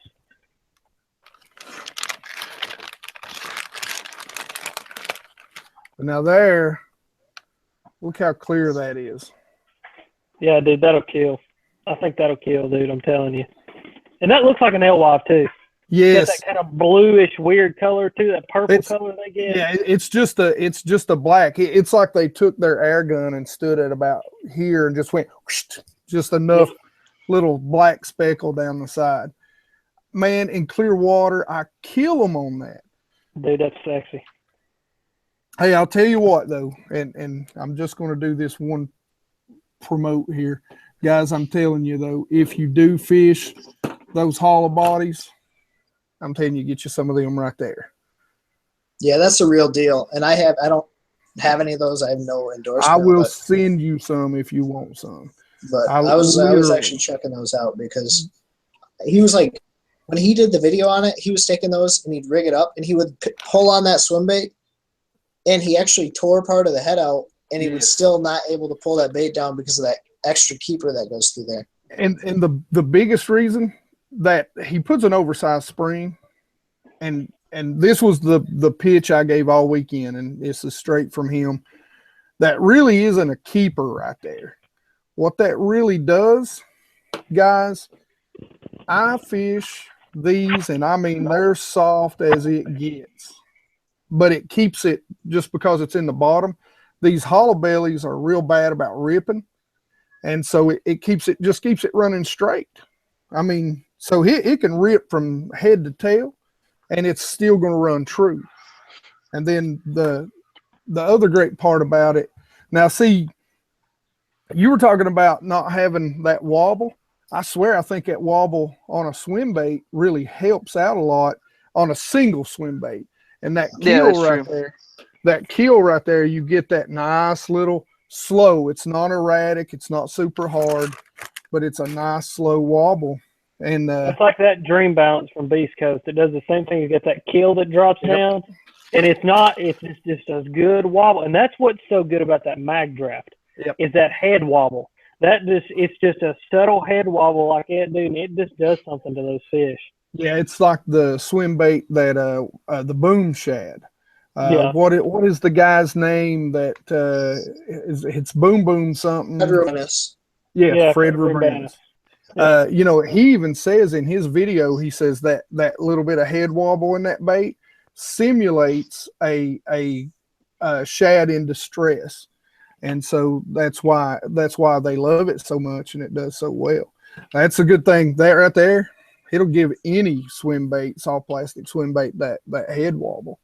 So, because a Bastrix doesn't have it at all. A Shadalicious does have it a little bit right out of the pack, depending on how you weight it. But sorry guys, I'm a swim bait geek, man. Soft plastic swim baits. I'm trying to get into the harder ones right now, but you know. So again, action. I always do my research into action. And that Shadalicious has that little bit bigger paddle tail, right? That's what gives it that kick. It does. It does. It's about what they do. Have you ever seen them make a hollow belly swim bait? All they do is they use something that looks almost like a butter knife, and they weld a Colorado blade on the end, and they just dip them like this over and over and over. Wow. I know that. Yeah, there's this one really hard to find, super obscure video out there on YouTube where a guy actually shows him making some at home. It's pretty cool. And that's pretty much how all of them make them.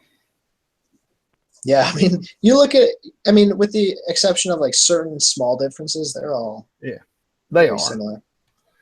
Yeah, the Bastrix and the Zoom, the big Zoom swim baits, you can't tell much difference in those. As a matter of fact, I've got a bag that's full of Bastrix Tennessee shad and Zoom Tennessee shad, and literally I can't tell the difference out of which one's which after I've used them for a little bit. So, but I'm just waiting for the shad spawn this year. I'm so ready because I have a heck of a lot more confidence in throwing the big stuff. So this year it's going to be a Nichols pulsator in something the size of a dinner plate, and I'm just going to go have a ball. I hear you. I bought off of at that show the other day. I specifically bought a slow sink bull shad specifically for spawn and pre-spawn the spawn to shad spawn. So I cannot wait. He gave me some tips on fishing that. God, I'm so excited. Awesome, man. The bad thing is I was probably at his booth more than I was at Ledgehead, because I was like, so what do you do? So you do it this way? What are you throwing it on? So what kind of line? How do you fish it in this situation? What is he? Is he throwing a swim bait rod, or what's he doing? As far as like the bull shad or the 4x4? The bull shad, the big one. The big bull shad, he's throwing a big. I think he actually for like the 9 inches, the big one. I think he was throwing like a musky rod, if I remember right. A big rod. Okay, yeah. That's what I was wondering, because I was watching some videos of some guys after it came out, and they were like, oh, I'm throwing it on my 8-foot flipping stick, and I was like, yeah, you gonna snap that bad boy in half? Because I snapped an 8-foot flipping stick in half throwing a big bait. I learned my lesson. I snapped one completely in half. Yeah. And I thought, that's when I said, I'm going to buy a dedicated swim bait setup, because I'm not going to break another $150, $200 rod again. Yeah, I bought a dedicated swim bait setup last year. Now, I didn't buy the 9-inch. I bought the 8-inch, so a whole inch smaller. But there's a significant difference in 8 inches is 8 inches. Anything over about 7, and you're getting into the 4-ounce range, and dude, you got to have something, or you'll just break stuff.